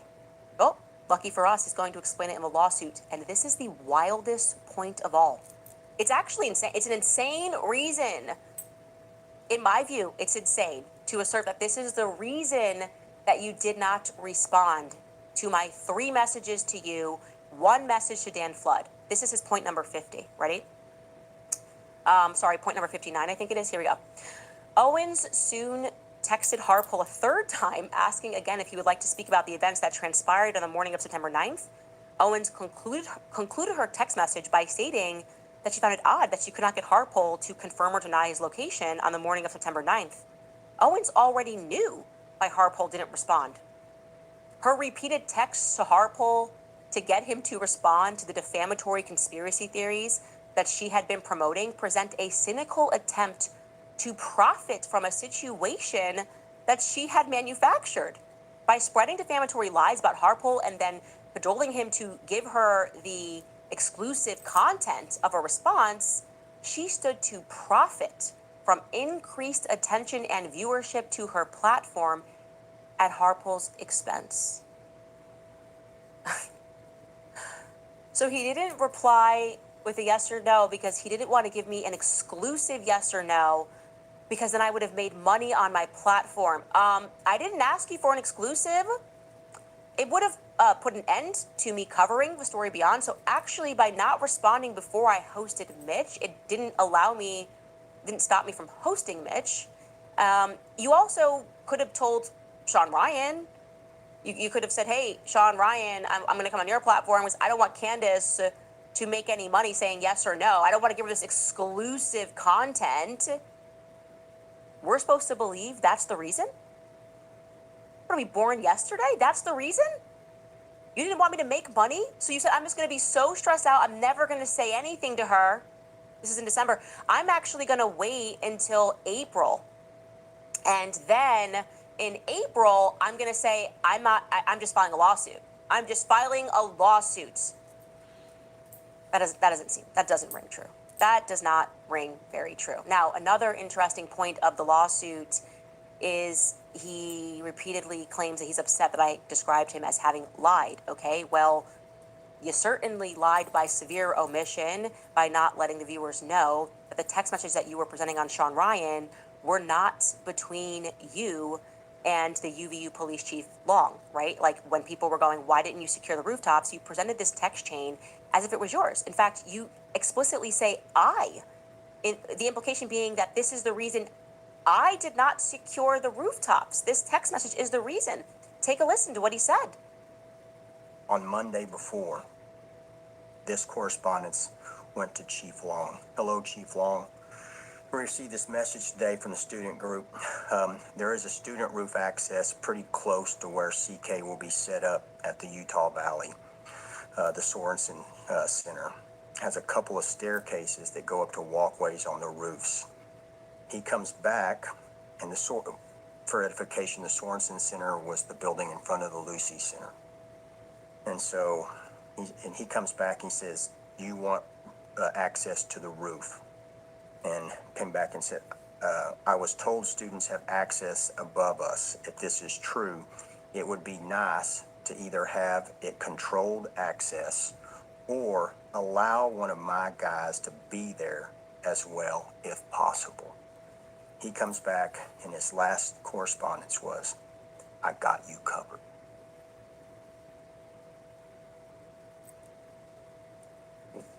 What else am I to do? When a command level person from an accredited police department says, "I've got this area." I don't have time for bullshit, so I use a no bullshit pan. I am Chef Sam Talbot. I've been cooking for 37 years. What the hell is a titanium?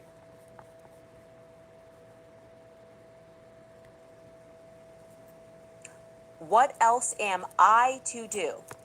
He is heavily implying that I did what I had to do. I texted him. He said he had it covered. What else am I to do?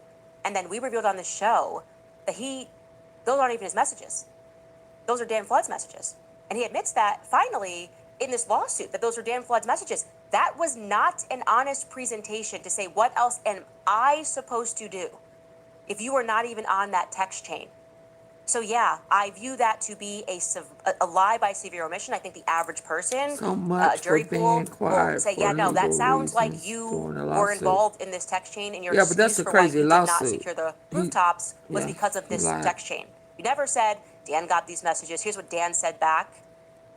And what is so shocking about this is that throughout this lawsuit, he explicitly lies, that the lawyer explicitly lies in this filing by claiming that I asserted over and over again that Mitch Snow was telling the truth about Harpole, when in fact, no. I went through a great many pains to repeatedly assert publicly that I could not confirm that he saw Harpole, okay? Here is just one of many examples on my podcast. This is actually when I interviewed Mitch Snow, where I said, I can't confirm who you saw. Take a listen. And I want to be clear, I can confirm on this podcast live every step of your story in terms of where you went, what time you were there, that there was this big meeting that happened. I confirmed the location with other people that are on Fort Huachuca currently. I can confirm everything with metadata. I obviously can't confirm that you saw who you say you saw. I obviously can't confirm that you saw who you say you saw. And like I said it repeatedly. And even in this filing, in his own legal filing, Brian's lawyer accuses me of confirming Mitch's claim, while in the very next paragraph, he presents proof that I didn't confirm Mitch's claim. This is point 63. I mean, this lawsuit is a dizzying read.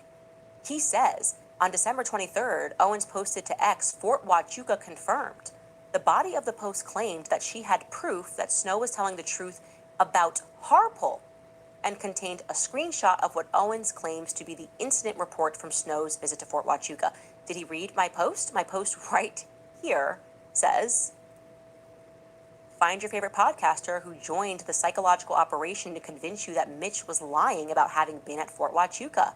Remember, Mitch said he was at first taken outside by Captain Neff and questioned for a long time. I then recap what happened. I said I always believed Mitch's story of what happened on that morning because he supplied overwhelming evidence with metadata and timestamps. Now we have the incident report.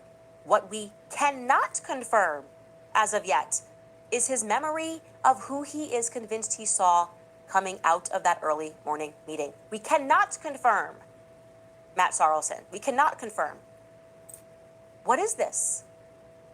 What is this? What are we to make of all of this? What are we to make? What do you think is the purpose of this filing? I'll give you my make you thoughts, shut up, control my questions, you, rather. I can't hush you. know what is going on behind the scenes. I think the timing of this is strange. Like I said, the strategy here to never actually ask me to retract, to never present any evidence to the contrary. Hey, Candace, here's my receipt. I was getting a Starbucks at 9 a.m. I was therefore not at Fort Huachuca, or getting a Starbucks at 7:30 when that meeting was happening.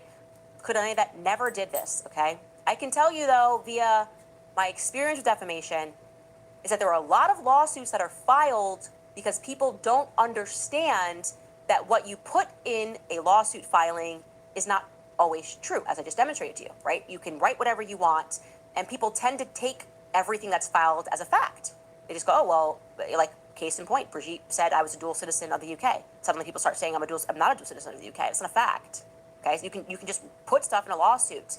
And I have seen Over and over again, examples of people filing lawsuits as PR strategies. I lived that with the Kim Klacik lawsuit. I said she was a former stripper, blah, blah, blah. She said, I am not. So she files this lawsuit and then says, this is proof that it's not true because I'm filing a lawsuit. And people then started, oh, well, it must be true. She's filing a lawsuit. So, and then what ended up happening was she took it to discovery and then she folded, right? She folded and wanted to sign an agreement and say, let's walk away and not talk about it. When we started presenting the evidence of the strippers that worked with her and knew her, it was like, okay, actually, this was just meant to be a PR thing, actually, and so I could keep claiming that this wasn't true. I've seen that happen before, okay? Is this that? Is this someone going, I just want to be able to get people to think that by filing this lawsuit means I'm telling the truth? I'm saying in this lawsuit that I wasn't at Fort Huachuca.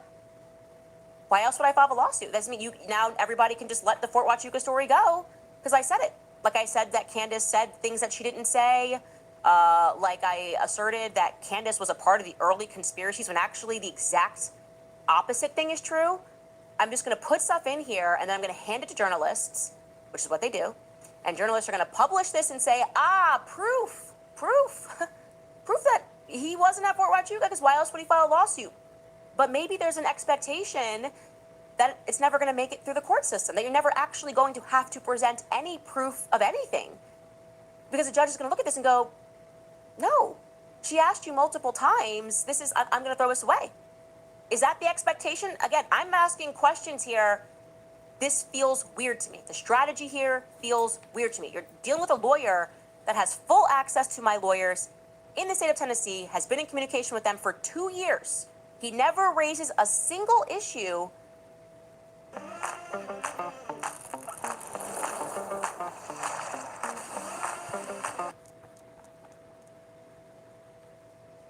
until the end of April? And then says, doesn't matter, we're filing a lawsuit. Is this a PR move?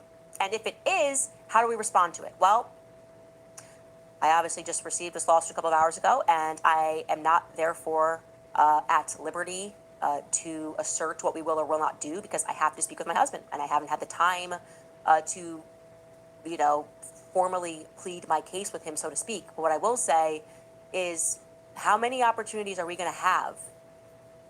Or are we ever going to have another opportunity to force depositions? Are we ever going to have an opportunity to have the power of subpoena? He is making claims that he rendered first aid. This would give us the opportunity to then say, oh, Terrell Farnsworth actually has footage that the public has never seen from every angle. We can now take a look. We want to see this footage and subpoena this footage so that we can see what happened on the ground if you are asserting that you did provide critical aid. Will we ever have an opportunity to do this ever again? Can we look at this situation where you're saying, oh, this conspiracy, all these people are involved. You're bringing up Terrell Farnsworth, Mikey McCoy. You're bringing up these episodes where we discussed Erica. Can we now sit these people for a deposition? Can we now demand these text messages? He's saying there's no conspiracy here. Can we now say, okay, well, we'd like to discover that. We'd like to actually look at all of the evidence and be able to come up with an argument. And we're going to need access. We're going to need access to everybody's text messages if that's what you are asserting. If you are saying that I Fair have justice for you, all. and you are a part of the Turning Point USA brand, you're saying, you're mentioning Erica Kirk. Is this the only plausible path that we will have before us to get Erica Kirk to sit for deposition? To answer basic questions that we've been asking for actually a very long time. If that's the claim that you are making regarding there being no conspiracy, is the power of subpoena actually going to be our only way? I'd like to hear your guys' positions on this, but I have never been doing this for fun. Charlie Kirk is dead. We have been told a lot of lies, a lot of inconsistent stories from the people that are around him. They are, I would say, especially in this last month, there seems to be sort of a ramped up effort to attack people who have been asking for the truth in a reasonable fashion over and over again, extending the You messages can't to handle Ryan, the hey, come on the truth. show if you'd like to. I actually didn't even ask him to come on the show. I said, you could just tell me what the truth is and I'll report on that. And they don't want to do that. You don't jump and skip and then file a lawsuit. That's not normal. That is abnormal. That's not the normal trend. People genuinely want to not have the wrong information out there, so they ask you to retract the statements that you are making. Something's not right here. I get a sense that this feels like, well, we tried to answer about Fort Huachuca. It was a very serious lawsuit, but defamation's hard. That was what Kim Klacik said. Defamation's hard. So that's why I have a lawsuit. Yeah, but as you can see, I'm telling the truth because I filed the lawsuit. I think we have to think on this. I have to talk to my husband. I do think that this really may be the only opportunity that anybody who deeply cares about this case and genuinely wants truth will have to be able to subpoena that information. The power of subpoena is, well, it's a power. It is a tool. And I've only ever been interested in getting to the truth of what happened to Charlie Kirk on September 10th. So we will pause there, and then I will break some news to you guys after this brief break. All right, you guys, time flies faster than we expect, but when it comes to your goals, like building credit, it's never too late to start making real progress. Kickoff is the #1 credit building app in the App Store with plans starting at just $5 a month. There's no credit check, no hidden fees, and absolutely no interest.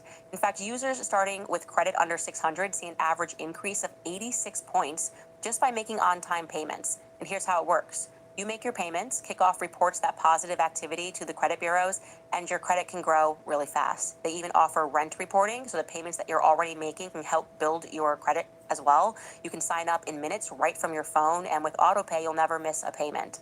Join over 1 million users building better credit the smart way. Start building credit with Kickoff today and get your first month for as little as $1. That's 80% off the normal price when you go to getkickoff.com/Candace today. Again, that's Kickoff without the C. So that's KIKoff.com/Candace. Must sign up via kickoff.com/Candace to activate offer. Offer applies to new Kickoff customers first month only, subject to approval. Offer subject to change. Average first year credit score impact of plus 86 points between August 2024 and August 2025 for Kickoff credit account users who started with a Can score I below get y'all to 600 hit who the paid like on time and button? who had no delinquencies or collections added to their credit profile during the period. Late What payments is may negatively this? impact your credit score. Individual results may vary. Also remind you guys about American financing because the cost of living Oh, is not just high, it is exhausting. If you've been leaning on credit, are you getting the sense thrust into the public and who then was like, oh, we're going to sue you? come on, y'all, get the likes up. I'm an hour and 47 minutes in. For a little fender bender, I was like, I would have fought that to the end. And George's perspective is sometimes just take the easier route. But this is different, I think. This is what we have been fighting for the last 7 months. George knew Charlie and really respected him. They respected one another. And I have been thrust into the public and dealing with all of the smears, the attacks on me, my family, my employees. This might be the only window of opportunity that we have. And I know lawsuits are expensive. That's the whole reason why they try to discourage, and they want you to always take the path of least resistance. But you know what? My life just hasn't been that way anyway. I'm actually accustomed to it. Excuse me. So, anyway, moving on. I had said at the top that I sort of slept on this thing. Like, yeah. First off, are you getting the sense that it was kind of like all plotted and planned for my birthday? Is it a weird thing? Like, so much was happening, in the universe. It feels like everyone was like, that's our date, April 29th. Go for her. Go for her. First off, I also want to let you guys know a little loophole. My priest does not watch this show. Okay, he is in London. So I might be able to get away with not chilling today a little bit. And I'm not chilling, actually, because it was actually unacceptable yesterday. And I'm going to show you more of it happened. But, of course, the big news was Erica Kirk just coming out there and saying something that was so obviously untrue. Acting like she Janet This is so Jackson. obviously untrue. Baron Coleman recapped this perfectly on his show last night. And he was wearing the appropriate attire. Take a listen. So we have a series of questions. Like, if Erica wants to remain at the helm, I think she has to be able to answer some questions. Number one, why did you claim Candace said that Erica killed Charlie. She's never said it that I've seen. Oh, but Baron, didn't you see the text message where she said, yeah, well, I saw a text message where she was joking around with a friend and she even put a laughy face on it. I saw that. But no one assumed that's what you were talking about, Erica. Not a single person assumed that's what you were talking about. It sounded very clear to me, and I think it did to everyone else because everybody had the exact same reaction, what you were trying to say in that moment today is that Candace goes on her podcast or goes to speeches and she says, I believe Erica did it. I'll be the first to say, I don't think Erica did it. I don't think Erica killed her husband. Nor do I know a single human being that does. I've never talked to anyone who does. Talked to Candace, I've never heard her say that. Talked to a lot of these other podcasters, I've never heard anyone say that. No one who's ever been on this show has ever said that. I've never said that on this show. I don't know a single person who believes Erica killed Charlie. Not one. So what a weird thing to say. Why would you even bother saying that? That's a good question, Baron. Why would she bother saying that? It was just like an attack from every angle yesterday. And thankfully, the internet just instantly rebounded and hit her in the face. The ball just hit her right back in the face, boomeranged, so to speak. Thankfully, everyone clocked her on that. And then you had Andrew with this ridiculous excuse. Has he yet released the full conversation? The full conversation, the context of that, mocking that Ben Shapiro and Barry Weiss. This is when you said it was joke, it was private conversation about what you were going to say, leaning into what everyone was claiming. If you ask a single question, this is you think Erica killed her husband. Now, let me at first also state unequivocally that I do not believe that Erica Kirk murdered her husband. I've never made that claim in public. Sincerely, I've never made that claim. What I have said and what I stand by today is that her documented lies appear to me to be rising to a level of conspiracy and that she should be questioned, okay? Her lack of interest in exploring possible other options, instantly forgiving him. Was there a foreign influence? She doesn't care. Not only that, but like her team is attacking Joe Kent for asking that question, right? Her lying about Dr. Lee Trotter's words. That is significant. You are never going to remove that from the story. Colluding with Andrew Colvett on an absurd Man of Steel statement and then flatly denying to my face that she did that. Throwing Andrew Colvett and Dr. Lee Trotter under the bus, okay? That's not normal. You're never going to make that normal. Donors literally telling me that she is lying about the audio clip that she presented at AmFest. The one that they now assert that they are never going to show us the video component regarding Charlie Kirk saying, Erica Kirk, I appoint my wife, Erica, to become the CEO. Donor saying, that actually never went down. He never said that. It is plainly unacceptable that we have not yet received a response. They have not yet released the video to answer the claims being made by the donors that were in attendance. Release the video that you claim to have of Charlie naming you CEO. Don't be shy now, okay? People won't believe it. You took us into the casket. You had no concerns about what people believed or didn't believe. Now all of a sudden everyone's shy about a Charlie Kirk video. You're afraid people are going to think it's AI? Does that make sense to anybody? No, it doesn't. Of course it doesn't make any sense. That's why they're angry. Now on that note, though, okay, Andrew then shifting his feet immediately and pretending that little private correspondence where we mocked Barry Weiss's insinuations, that somehow accounted to me making a statement. No. Doesn't fly with me. Like I said, release the entire chat. You have my full permission, and it must be met with the sentencing. You guys agree? You agree? I must sentence him to more truth, make an announcement. I must sentence Andrew and Erica to more truth. That is always the sentencing in this court. Now, I don't feel like cooking today, so I'm trying 2 meals from Cook Unity to see if they're actually worth the hype. And first up, we're starting with this mission style. What would be appropriate? What would be the appropriate level of truth to sentence you to? I got it, okay? Now, since what you are attempting to falsely insinuate is that I went into that conversation with Erica on December 15th already convinced of her guilt, which is patently untrue. I am now going to prove to audiences just how untrue that insinuation is, okay? With the private revelation that I made to Erica Kirk, information that I gave her that I would not have given to her had I immediately suspected her of her guilt. I would have given her no information regarding this. And it was a private revelation made about you, Andrew Colvett. I don't know if I told you this. This is a really bad way to find out, but since you tried to surprise me yesterday, bam, surprise, surprise, shouty, as they say. You see, Andrew, what I told Erica Kirk was that part of the reason why I suspected Turning Point USA and why I thought she should be looking into other people is because someone at Turning Point USA got a message out to me. And that message was that I need to look further into Andrew Colvett. Wow, Turning Point USA people telling me to look further into Andrew Colvett. Was it Aubrey, as he tries to insinuate? No. It was Mikey McCoy. Mikey McCoy got a message out to me via a third-party person that I should look more into Andrew Colvett. Why would he do that, Andrew? Why would Mikey McCoy say that I should look more into? And I did look into, things got very shady. And that's when I started going, who the hell is Andrew Colvett, actually?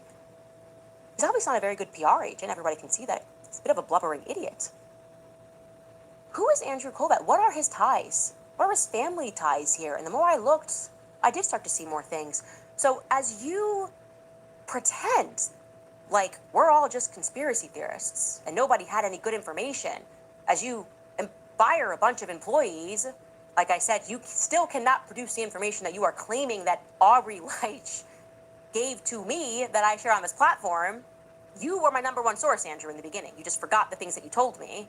And that's when I started realizing things were weird. And then I got Mikey McCoy telling me to look more into you. After watching this show, I would say that I had a damn good reason to suspect Turning Point USA. That they were complicit in a cover-up of what happened. Anyway, good luck, Andrew. I hope you're having a good day. Have fun. Drop more messages. Explain that one to the press cycle. I think that's going to catch a couple of headlines. Why would he say that? Switching gears, because it does appear that they are really just throwing everything at me, particularly yesterday. I didn't even know which way to look. Happy birthday to me. Good thing I'm built for it. I'm just built differently. Erica didn't just name me and put a target on my back and lie about what I said, but she wasn't the only one, right? We also had congressmen in the House presenting a bipartisan resolution name-checking me. This is the headline in the Times of Israel. Headline on literally April 29th. I couldn't believe this. The U.S. House is considering a resolution condemning Hassan Piker, I've never spoken to that person in my entire life, and Candace Owens for, you got it, guys, anti-Semitism. Who's bringing this forward? Okay, we've got Reps Mike Lauer and Josh Gottheimer. And it's a bipartisan bill to denounce anti-Semitic hate-filled rhetoric.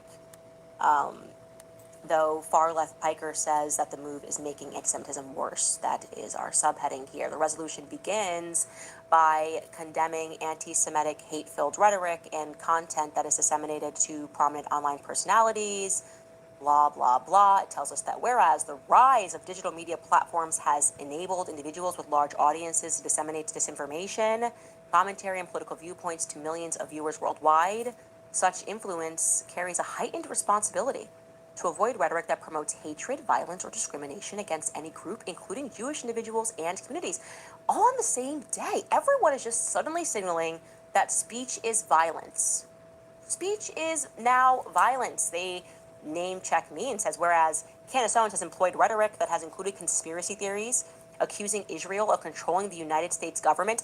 By the way, ironically, these two people, both of them who brought this forward, take more than $1 million from AIPAC.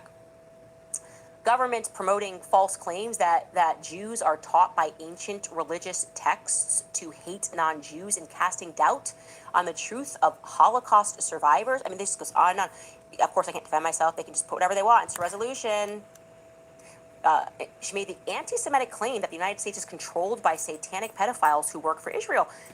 That's not an anti-Semitic claim, okay? Satanic pedophiles working for Israel, we're talking about Epstein and everyone who has defended the Epstein class, okay? That is not explicitly Well, what true. does that In have fact, to do with I have you? been name-checking Christian Zionist pastor after Christian Zionist pastor. Yeah, what does that So have do to do not with put this you? Did on she his name you as one of them in the Epstein files? That's satanic.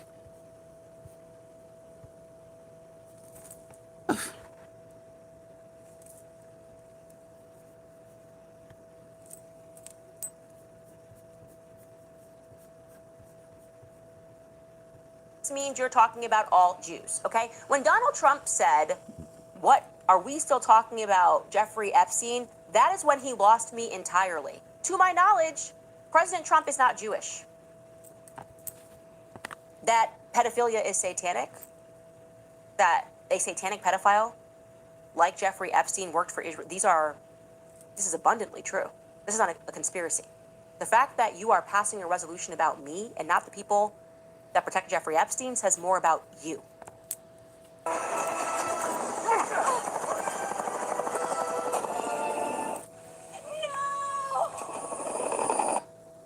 Then goes on and says that I repeated false claims that Jews are killing Christian children. Where did I say this? Where did I say that Jews are killing Christian children? Where did I say that? Nope, doesn't matter. You can just say I whatever you hope she want. got It's Congress. security. This is like filing a lawsuit. You can just put things in there. I don't have to respond to it. This is going to be a part of record. This is going to be a part of U.S. history record as they bring this forth, and I have no opportunity to defend myself or to respond to any of these points. Beyond that, they then bring up, never ever forget that in July 2024, I did not mention Joseph Mengele, and then they erupted by saying that because I said there was bizarre propaganda that followed the Holocaust, which is true. It is objectively true, okay? I'm going to show you that's objectively true.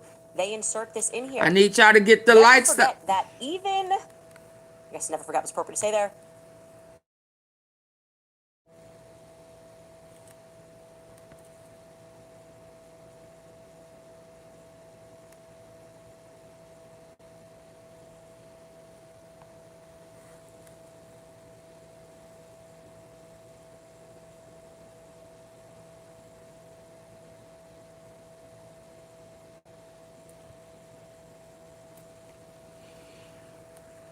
Okay, it's my last time asking y'all to hit the like button. That even Double tap the face of your phone if you're listening on your phone device, or hit the three dots at the top right corner, or I am about to shut it down.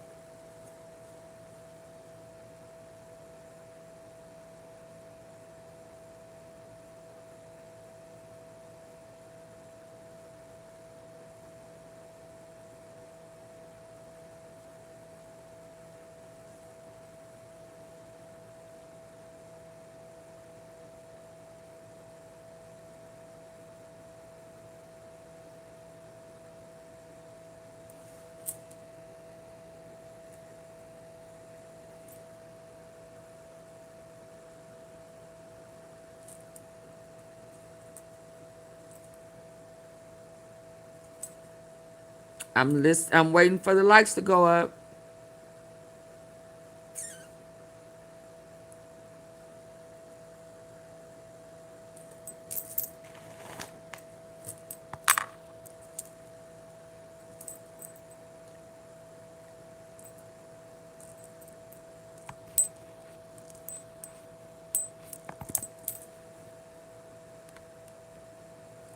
Auschwitz-Birkenau Museum, which has a podcast, asserted that there were lies told about Joseph Mengele. Not me asserting that.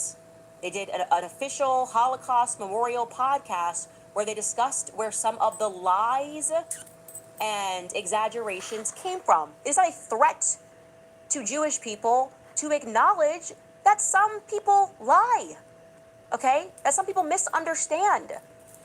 I'm going to play it for you. This is the official Holocaust Memorial podcast discussing Joseph Mengele. Just so you can just read what they are writing and then hear, unless, I don't know, is Auschwitz memorial podcast, anti-Semitic, I don't know, but take a listen. I want to note that many myths arose around Mengele in the camp, such as the alleged sewing together of twins, which did not happen, simply because Mengele saw himself as a scientist, a theoretician, a man conducting research. Sewing twins together, as Vera Alexander mentioned, wouldn't make sense from a medical point of view, because Mengele had sufficient medical knowledge, and the medical understanding of the time allowed him to know that it would lead nowhere. So where did this legend come from? It likely originated from the fact that Mengele performed transfusions on twins without prior cross-matching tests. This meant if the donor's blood didn't match the recipient's, it led to death. To perform a transfusion, people had to be connected, not sewn together, but connected with needles and tubes so that the blood could flow. Therefore, this legend about Mengele as someone who sewed children together probably came from this. I want to be clear why this is important to you guys, and specifically I want to speak to Jewish Americans because it is just so reminiscent to me of how they wanted to pass hate speech laws in the fog of George Floyd, and they were using race and black people to try to do this. This is the threat to all of us.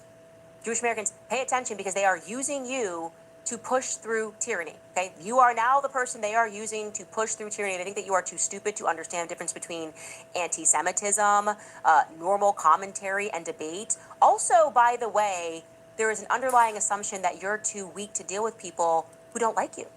Who cares if people don't like me because I'm black? I don't actually care. I don't care. If that is your underlying thought process, that every time you see a black person, you're like, I hate that N-word.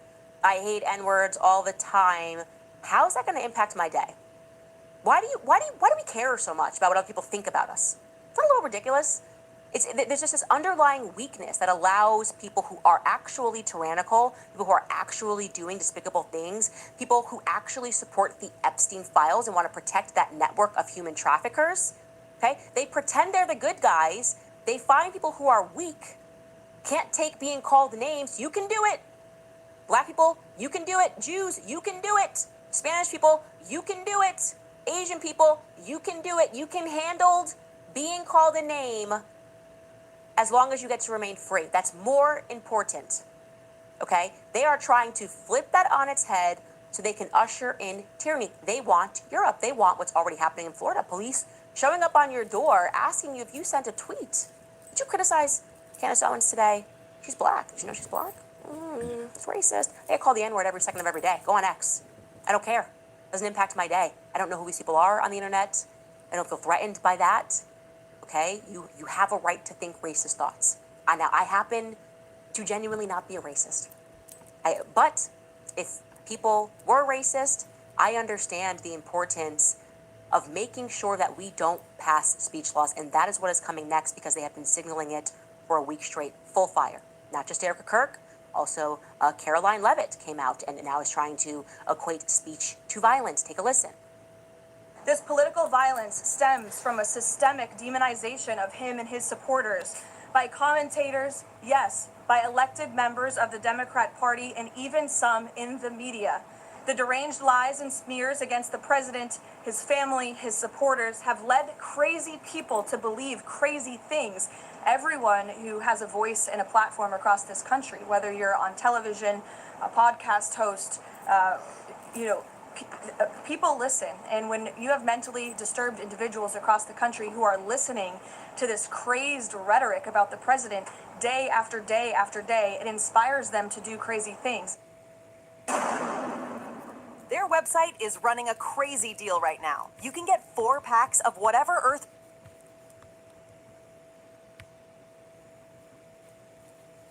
Laura Loomer.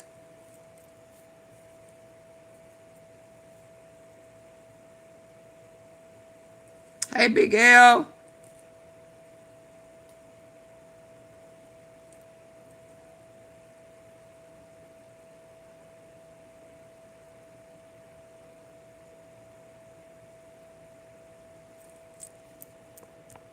Just top advisor.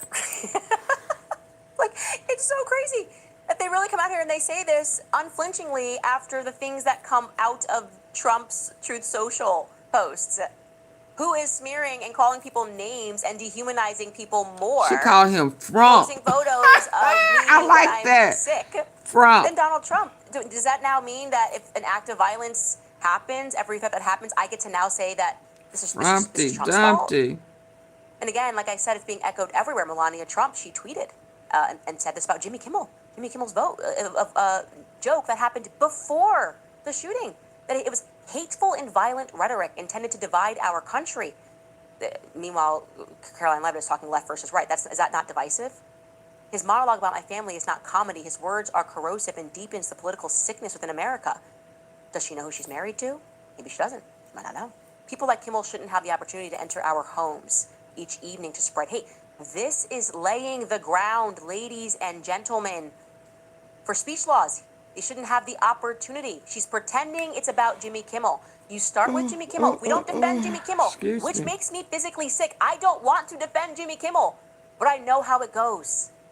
You start outward, you pretend it's legitimate. Trump survives, it's assassination. We have to quick in the chaos. We have to just get these speech laws passed. Then they come inward. Genevieve. And they come inward. And they come inward. And then it's like grandma tweeted that this person was ugly. And suddenly you've got people knocking on the door. Omar. We can't have that. You know who was very opposed This to that? is being Charlie Kirk was. I packaged tweeted with this, the and I'm glad he assassination. did it. Trending. Nope. Here's his tweet about alleged hate speech, Nope. hateful rhetoric. Said another way. He wrote on May 2nd, 2024, hate speech does not exist legally in America. There's ugly speech, there's gross speech, there's evil speech, and all of it is protected by the First Amendment. Keep America free. That was his voice. I echo that sentiment. Charlie laughed at people when they made jokes of him, notoriously laughed.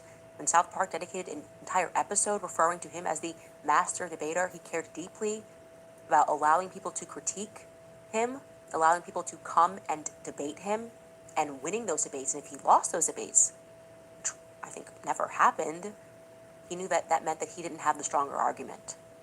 So yeah, I agree. Keep America free. We'll be right back after a brief break. All right, you guys, have you ever tried keeping up with crypto? It moves all the time. Midnight, 2 a.m., 3 a.m., the market never sleeps. And if you are like most people, you probably do. Here's the problem. Most crypto platforms just give you an account and say good luck, but that's not really investing, that's guessing. That's why I want to tell you about Block Trust IRA, which is a crypto IRA that purged today. So why are they doing this? Why are they doing this? Why do they want to come for our speech? Because they view us, independent media, people that have kept the Epstein story alive, people that said, we're not accepting this Fed slop narrative regarding Charlie Kirk. He's trending every day on Twitter. We are almost 8 months into this thing, and Charlie Kirk is still trending on Twitter, and they wanted this to go away. At the moment that Erica said, I forgive him, they wanted us to forgive him and move on, referring to Tyler Robinson. We, to them, are the storied barbarians at the gate. How do we control this? We have built ourselves a mini empire. We control the media apparatus. We control the schools. And now we've got people pulling their kids out of school, talking about homeschooling, understanding how we lie. For the first time, not looking left or right, but looking up and down, realizing how despicable these people are. That, yes, of course, we are morally above them. Not falling for their tricks about racism, sexism, anti-Semitism, locking arms, and realizing we actually don't hate each other. What we hate is this corruption. And it exists on the left, on the right, all across the Western Hemisphere. There is nothing but corruption. And America might be the last stand for freedom in the West. If they get what they want and they begin passing speech laws, it's over. I mean that. So wake up, understand what's happening, reject it, right? Use your platform, if you have one, to speak out against it. Write to your congressman, if the rare ones that perhaps are not bought and paid for. And if you have an opportunity to subpoena people for truth, maybe take it. Maybe take it.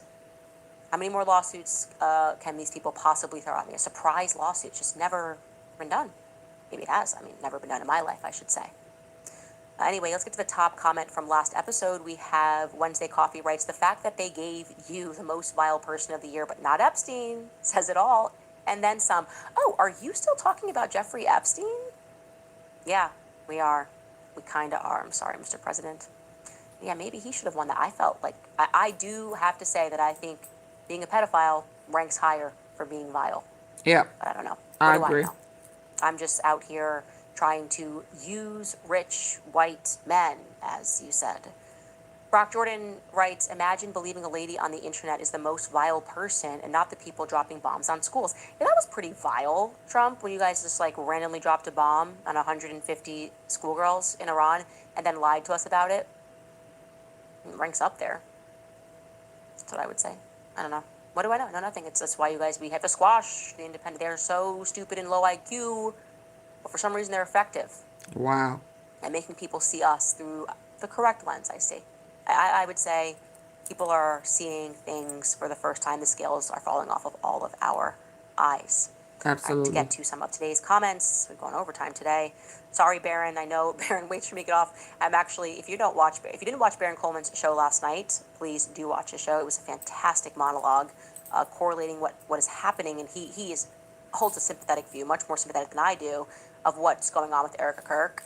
And he sort of correlates it to Joe Biden and just being insulated and people around you who just want to keep you where you are because it benefits them and they get enriched and everybody can see that it's not working and that you're incompetent. And then eventually they're going to have to admit that. And yeah, it was a really good monologue. You should watch that. Also, he is going to do a follow-up. Obviously, you know, Barron is a lawyer. That's his real job. He's a fantastic podcaster. He just started this podcast, this process of podcasting full time, but he will have a very interesting take on the lawsuit, which I haven't even finished reading. It's so crazy. There were parts where I just was like, this is insane. It's just there's so many lies, objective lies here about my intentions and my motivations. But that's the point of filing these lawsuits. So you can send it to the press and say it's real and say it's true. And so therefore I stated it, so it must be true. And that is not the case. You can lie in filings. It's just pointed out. Today's comments, Michael Jester writes, lawyer here. This money is for her legal fees. Thank you so much for that donation. Your attorneys and clients suing her over opinions of free speech to be relevant should beware of a malicious prosecution suit once a defense verdict is rendered. You deserve it, and we should make examples to deter this BS. Yeah, I even think part of the coordination was like, this was like Laura Loomer hiding money in a trust. She said, I was hiding money in a trust. Completely untrue. Hiding money from Brigitte. Here is what's happening. Like, they were trying to basically say, like, getting out this narrative that, like, I was duping my podcast followers, and they kept bringing up lawsuits, strangely. So I'm feeling like a lot of this may have been Epstein is choreographed dead. because this No, lawyer, he's not. I don't think so. Sarlson, And Candace the one is who alive. speaks like he has Epstein is a helium, trafficker, he's just but ingested some trafficking helium, didn't stop when he died. No, it's still definitively very was much going retweeting Laura on. Loomer. So that feels People weird. like That feels her like are being everyone was used kind to of in a keep weird way eyes anticipating on this the lawsuit and Epstein knew that it instead may of have the been current coming. trafficking. Everything in my No, store is now free. because it's Hey, all the it's same. She Dula. speaks about After a Trump too. long time, I've She don't decided to speak as much about And she also Epstein secretly as used she to do sue people about to Erica. Trump. So I Anyways, 2 disagree. Cent writes, why is everyone suing and not helping with the investigation? All of them had direct Trump access is the with one Charlie bringing Kirk. up Instead her of helping, name they are suing. Who and because what she's getting information too are they close and protecting? revealing too Go much. Max. Not Yeah, well, Epstein. That's thinking Trump. clearly through what going Max means, maybe that's how we do it. You can just Laura start actually Larry selling that Go is Max acting gear, out on her because of hat, or Trump whatever it and the is now. trafficking, not And Epstein. yeah, I know what my husband's gonna say. He said, this is very expensive. These lawsuits to get to that phase, hundreds of thousands of Are you dollars. defending? No questions I mean, asked. so I didn't get that because But that's not true. truth matters. And I have found that when you don't overthink, when people really want money, they tend to lose a lot of it, right? When your focus is money, money, money, you tend to lose a lot of it. And when you are focused on truth and doing the right thing, like, no, genocide is always wrong, it actually opens the door for, you get rewarded in the end. I think that's kind of been the lesson of my last few Yeah. years. This show has been tremendously successful. And I did the right thing, the harder thing, but the right thing. And I feel like I am again being faced with that right now, that decision. And like I said, I have to speak to my husband because everything has to be done together. So we'll see what we come up with, and I will keep you guys in the loop. I think you can see where my heart is on this, though. Keeping the faith with Father Joseph writes, the truth is like a lion. You don't have to defend it. Just let it out, and it will defend itself. That is very true. We are seeing that, and The truth has been very powerful, We and that's seeing what it, they're yeah. angry about, that they don't know What how does to Trump deal have to with the do with? truth being out there. Hey, if you Then want me Common to Rights answer UVU just questions, send me a requires you to super fill out a chat. form, which is titled Send me a Request for cash app. I'm Authorization gonna, to Operate yeah, a you're not Drone gonna with the keep Office of asking me Risk Management. So questions. did Brian fill out Yeah, this no. form and UVU denied Send it? a If so, cash can you app for show us the support. form and the denial? Yeah. Like I said, he could have just disputed the stuff. I'm not trying to get the exclusive Brian Harpole. But you, You yeah. know, you're out here like Candace needs the clicks to talk about Brian Harpole. Like, what are you talking about? Why would you say these things? It's not true. It is not true. We want to be accurate. Candace It's not telling the benefits me truth too. Yeah, to be on a she is. platform telling lies. You will lose your audience. Will no longer trust you when you do that. And They that's will just, exactly they what's will be going the on. girl So who don't cried ask me wolf. any questions about Okay? Candace. I want to be Yeah, accurate. no, you're in the wrong I'm place. open to being wrong. This is an investigation, an open investigation, so you're going to sometimes come up against the wrong information. But I have thus far not been given an alibi for the morning of September 9th, despite you asserting that. How about I delete you? Again, she had his flights. You The like that flights better? were I'll for, just delete you. what, 2:19, 1:19, 1:39 in the afternoon from Dallas. Mitch says the meeting concluded at 7:30 a.m. There were flights that left Fort Huachuca and got back into Dallas by 10 o'clock a.m. So no, you have not. I delete you open. too, Give me Slow the Bunny. alibi.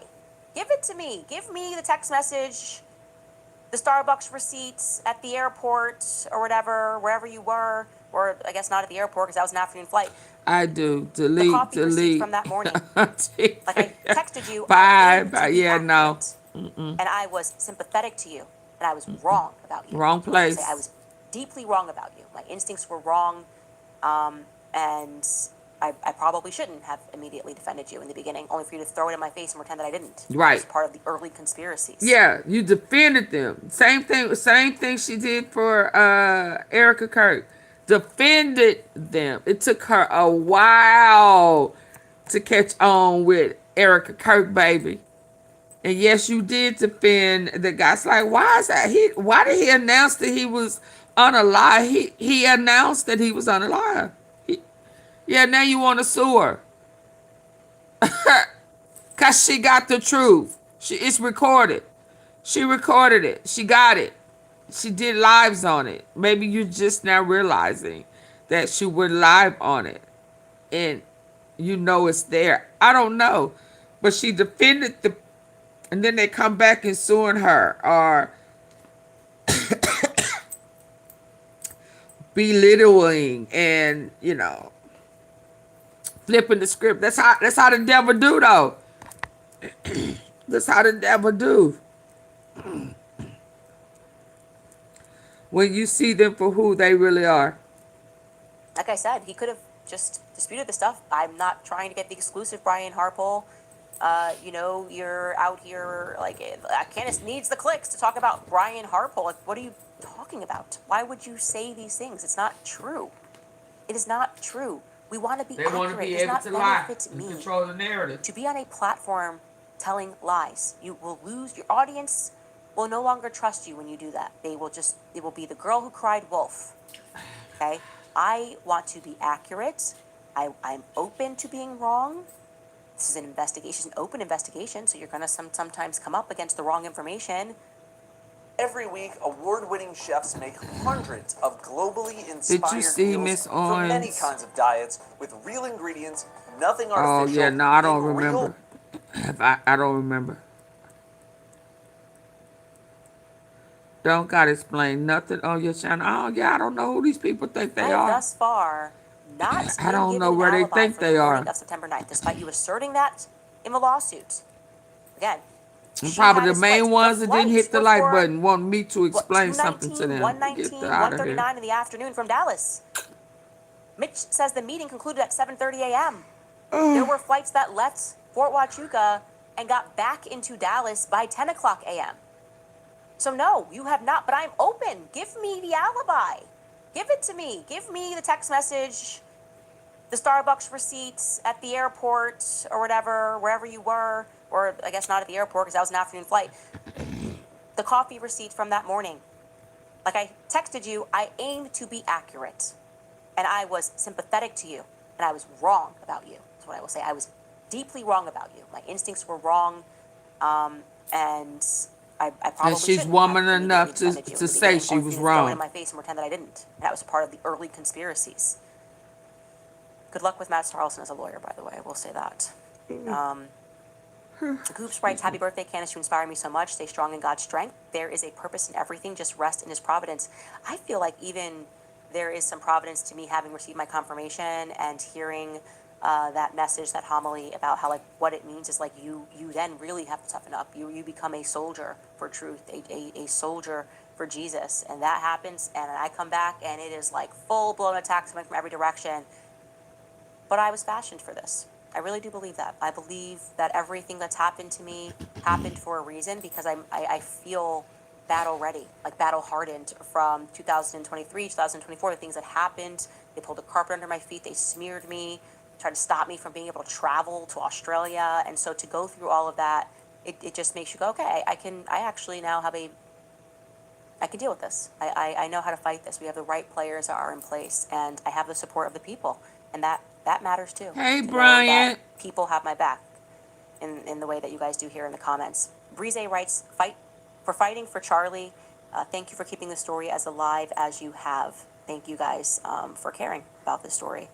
I gotta think that he is watching, actually, and, helping in any way that he can.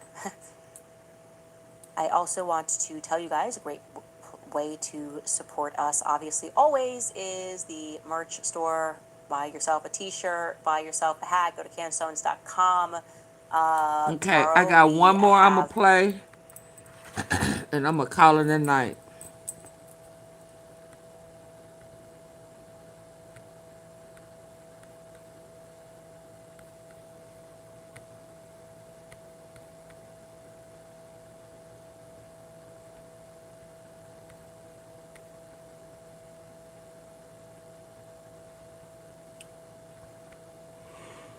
Oh, excuse me. Your GLP-1 medication costs 6 times more than it has to. Trim RX gets you a prescription from now and say,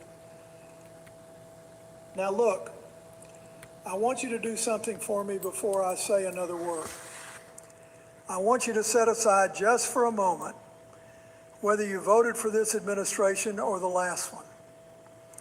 Because what happened in that Senate hearing room this week, it wasn't a Republican story or a Democratic story. It was an American story. And I think it's one of those moments folks are going to look back on years from now and say, that's where we should have been paying closer attention. I'm Bill Clinton, and let me tell you something. I've sat in the Oval Office during hard days. I've signed orders that sent young men and women into harm's way. I've buried soldiers. I've looked their mothers in the eye. So when I tell you that what unfolded between Secretary Pete Hegseth and the Senate Armed Services Committee was unlike anything I've witnessed in my lifetime of public service, I don't say that lightly. I say it because the guardrails, those quiet, unglamorous traditions that hold this republic together, got tested in front of the whole country. And some of them bent in ways I didn't think I'd live to see. Here's the honest truth.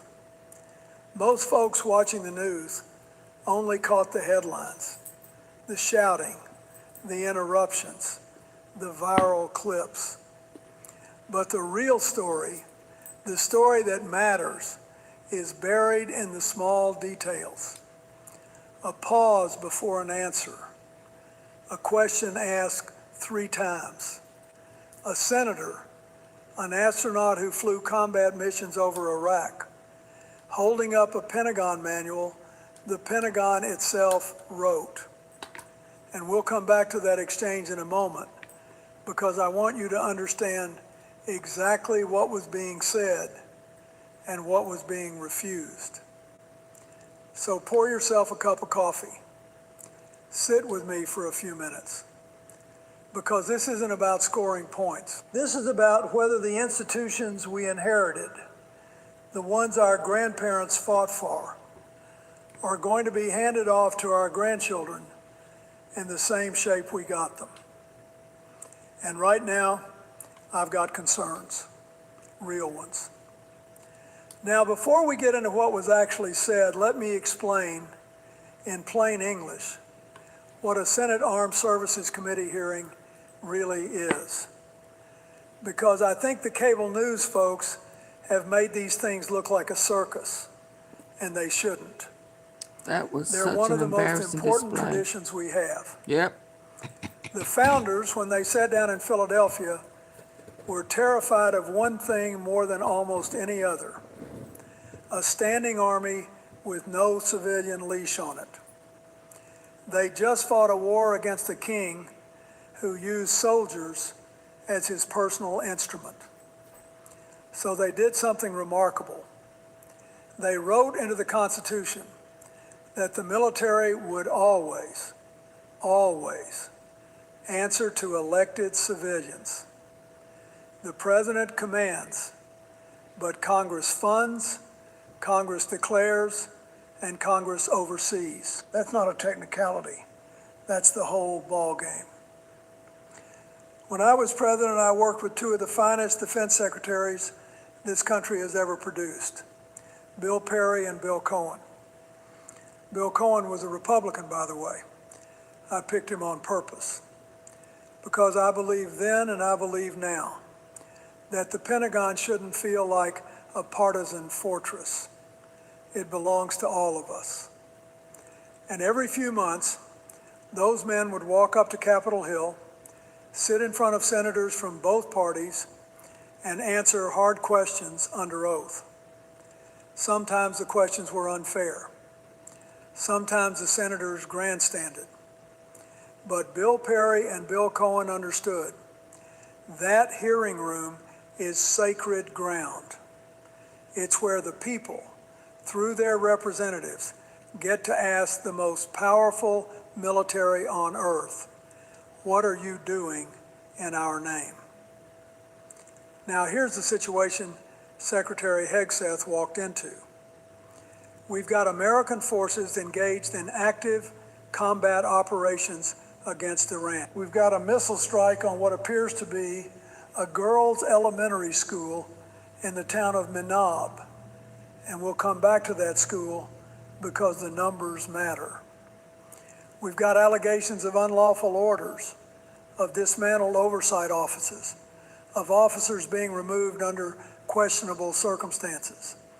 And we've got a Secretary of Defense raising his right hand, swearing to tell the truth. That's the stage. Now let's talk about what happened on it. All right. Let me walk you through what actually happened, slowly and as fairly as I can, because I don't want anyone listening to this to think I'm dressing up opinion as fact. The facts here are damning enough on their own. First, early in the hearing, Secretary Hegseth was asked about the political opposition here at home. And he said, and I'm quoting now, that Democrats are a bigger adversary in this Iran war than Iran itself. Now, I've been called a lot of things in my life, but I've never been called the enemy of my own country by the man running the Pentagon. That's a line, and he crossed it.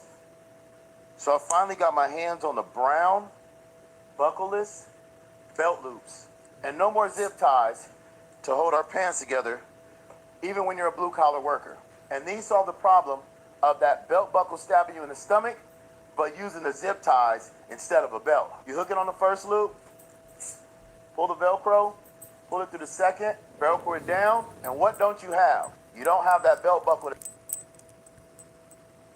Second, and this is the one that stopped me cold, Senator Mark Kelly, representatives, get to ask the most powerful military on earth, what are you doing in our name? Now here's the situation Secretary Hegseth walked into.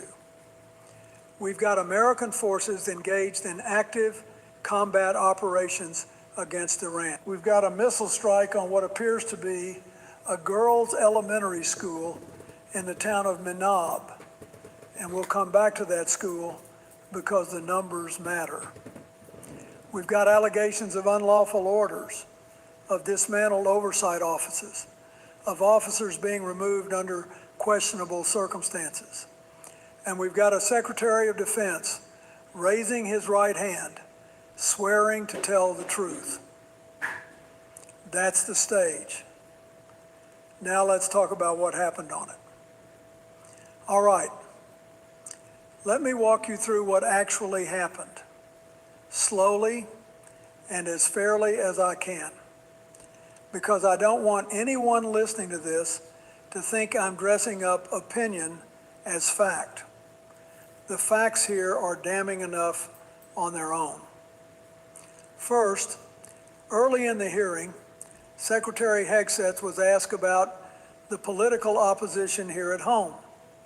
And he said, and I'm quoting now, that Democrats are a bigger adversary in this Iran war than Iran itself. Now, I've been called a lot of things in my life, but I've never been called the enemy of my own country by the man running the Pentagon. That's a line, and he crossed it. Second, and this is the one that stopped me cold, Senator Mark Kelly, a Navy combat pilot and an astronaut, asked Secretary Hegseth 3 separate times whether he would commit on the record that American troops have a duty to refuse unlawful orders. 3 times. And 3 times the Secretary would not give a clean answer. He read from the Pentagon's own War Crimes Manual, the manual the Department of Defense publishes, and the Secretary still wouldn't say yes. Third, the civilian harm mitigation offices, the people inside the Pentagon whose job is to keep American bombs from landing on schools and hospitals, have been cut by roughly 90%, from around 200 staff down to under 40. Politico reported it. ProPublica reported it. The New York Times reported it. Military leaders warned him not to do it. He did it anyway. Fourth, the strike on the girls' school in Menab. According to a letter from Senator Van Hollen and others, that strike killed at least 168 children, 168 little girls sitting in classrooms. Fifth, 4 senior officers, 3 of them black, 1 a woman, had their promotions blocked. The Secretary called the process merit-based. And there's more. The Pharisees comment to Jewish senators, the refusal to rule out deploying troops to polling stations. Now look, every one of those is a fact, confirmed, on the record, under oath. And this is where things start to get complicated. Now I want to be careful here, because it would be the easiest thing in the world for me, a Democrat, a former president, to sit here and just tear into Pete Hegseth as a person. That's not what I'm going to do. That's not what this moment calls for. What this moment calls for is something harder, an honest evaluation of his judgment as a leader. So let me tell you how I look at this. When you sit in that big chair at the Pentagon, you're not a commentator anymore. You're not a podcast host. You're not running a culture war.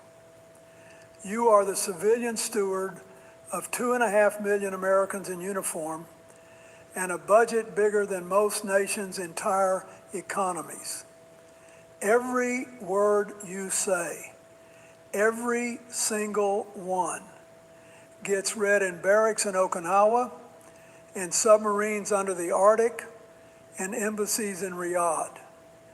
Words have weight in that job that they don't have anywhere else. And here's where I think Secretary Hegseth has fundamentally misjudged his role. There is a difference, a profound difference, between disagreeing with the loyal opposition and declaring them the enemy. I disagreed with Newt Gingrich on just about everything. We shut the government down twice fighting about it.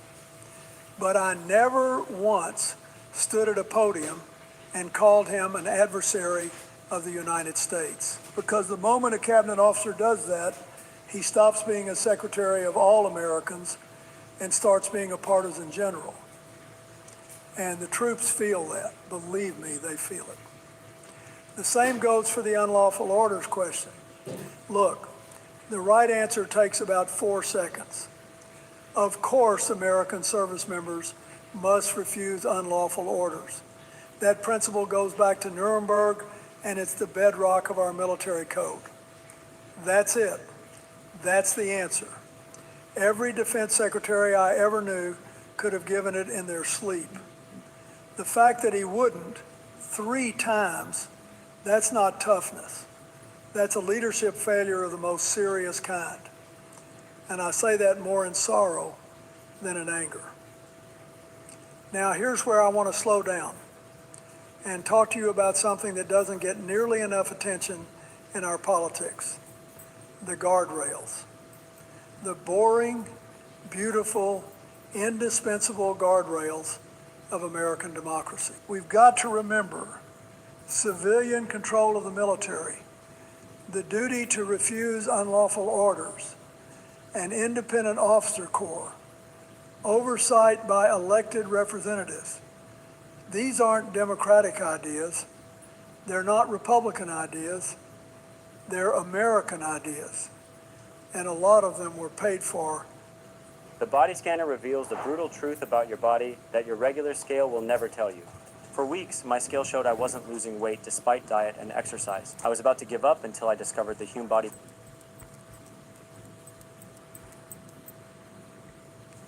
And blood. The principle that I was just following Praying hard orders for peace. is I know, no right? defense. That came out of Nuremberg. The Uniform Code of Military Justice, which makes it a crime for an American soldier to obey an unlawful order, that's been the law since 1950, signed by Harry Truman. The Civilian Harm Mitigation Framework, that came out of hard, painful lessons from Vietnam.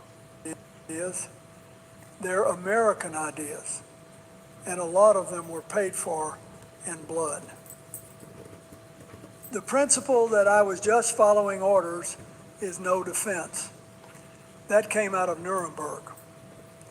The Uniform Code of Military Justice, which makes it a crime for an American soldier to obey an unlawful order, that's been the law since 1950, signed by Harry Truman. The Civilian Harm Mitigation Framework, that came out of hard, painful lessons from Vietnam, from Iraq, from Afghanistan. We learned the hard way that when you don't count the civilians, you lose the war for hearts and minds every single time. So when I look at this hearing, I don't see a policy disagreement. Reasonable people can disagree about Iran's strategy. Reasonable people can disagree about Pentagon budgets. What I see is something different. I see cracks forming in the foundation. When you cut the Civilian Harm Office by 90%, you're not making the military more lethal.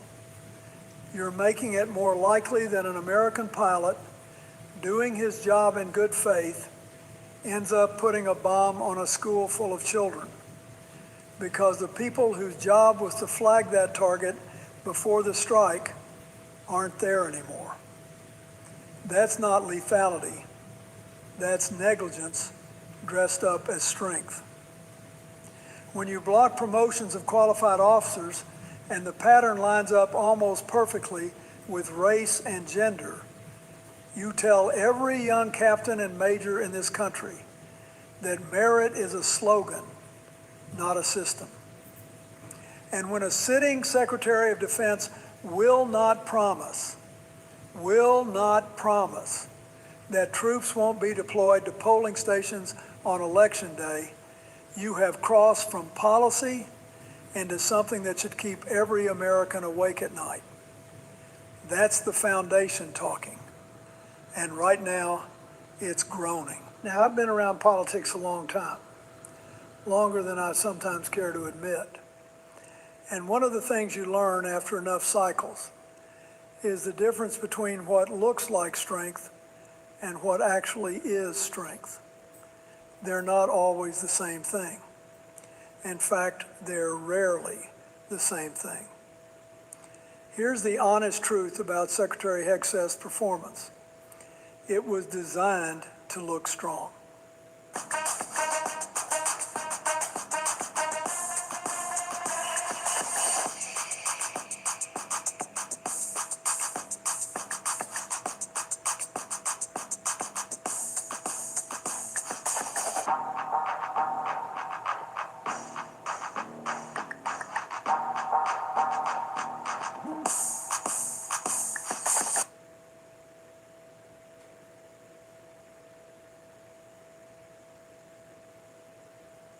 I just created a $47 ebook in 3 minutes flat using AI. Time me while I do it again. Already in Designer, interface is loading. Watch how fast this is. Clicking Word Genie. No delays, no complexity. Just entering my topic, email marketing for coaches. Hit enter, boom. Complete outline, generated in 8 seconds.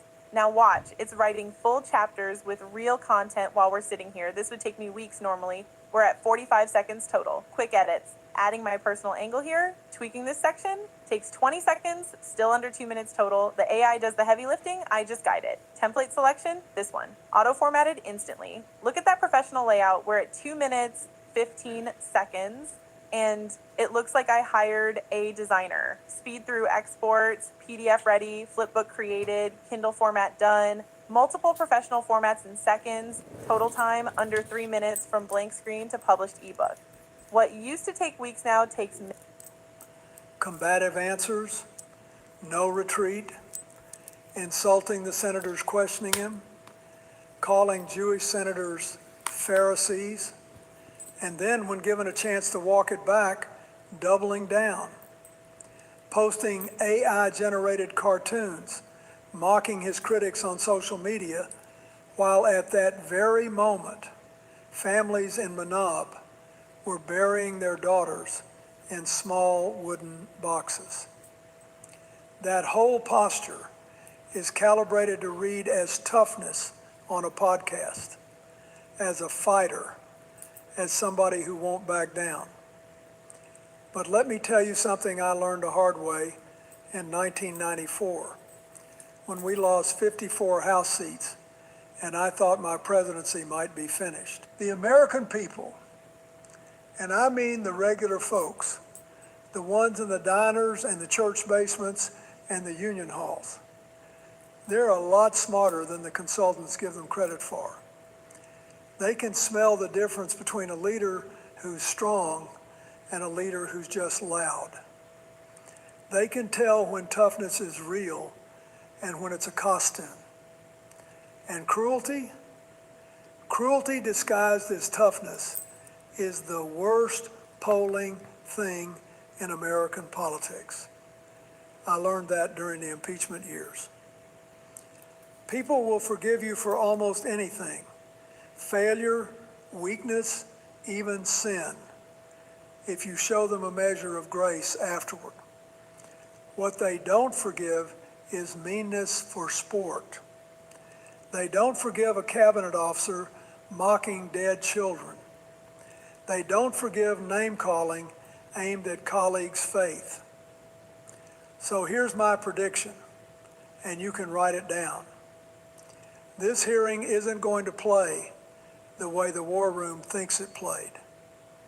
The clips are going to age badly. Suburban women, the voters who decide every modern election, they watched, they saw. And 6 months from now, Those Cruelty is numbers are not going to start forgiven. showing up in places nobody expected. All right, so where does all this go from here? Let me put on my old governing hat for a minute and walk you through what I think we're going to see in the weeks and months ahead. Some of this is institutional mechanics. Some of it is just human nature. First, you're going to see subpoenas.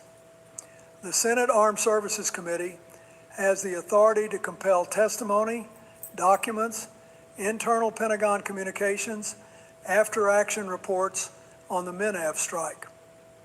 I'd be shocked if Senator Reid and the ranking members aren't already drafting them. Then comes the Inspector General.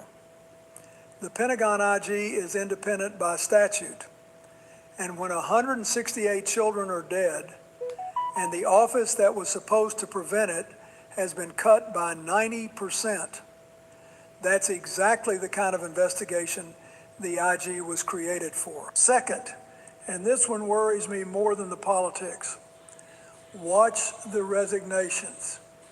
Quiet ones, career officers, three-star generals, senior civilians at the Pentagon who've served under Republicans and Democrats alike.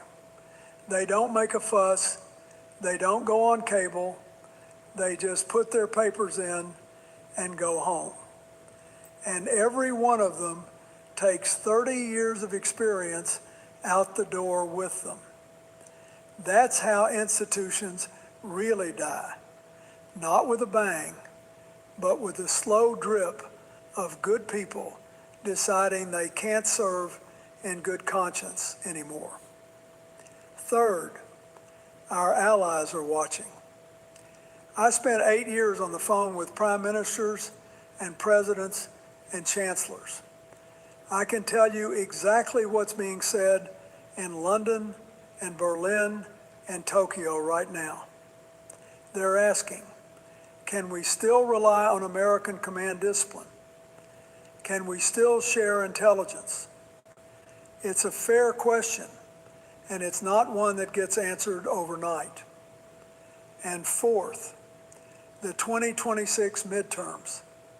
This hearing just rewrote them. Every swing district candidate now has a clip, a soundbite, a moment. That's the political reality. But here's the part nobody's talking about yet, and I want you to really hear me on this.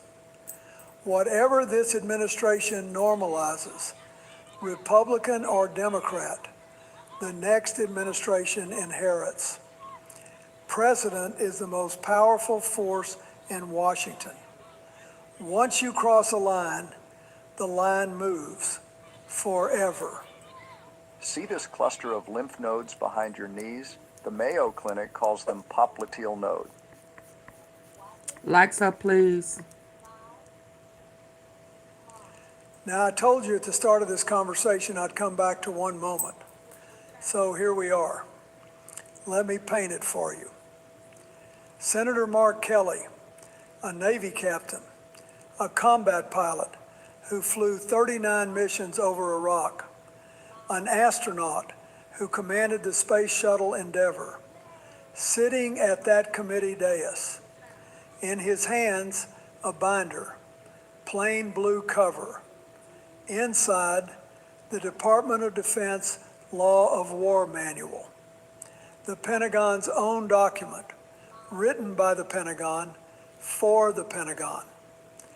And he reads slowly the section on the duty to refuse unlawful orders. And across the room sits the Secretary of Defense.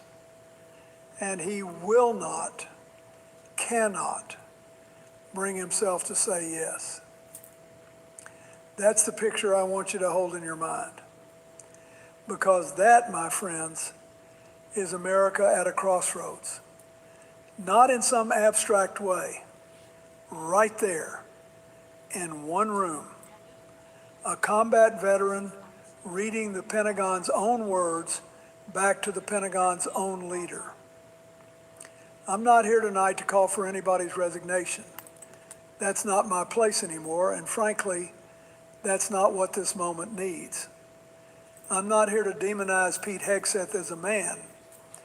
He's a husband, a father, a veteran himself, and I wish him and his family well. I'm here to tell you that the Republic has been through harder days than this and come out the other side. We came through Watergate, we came through Iran-Contra, we came through Abu Ghraib, we came through my own troubles, if I'm being honest with you.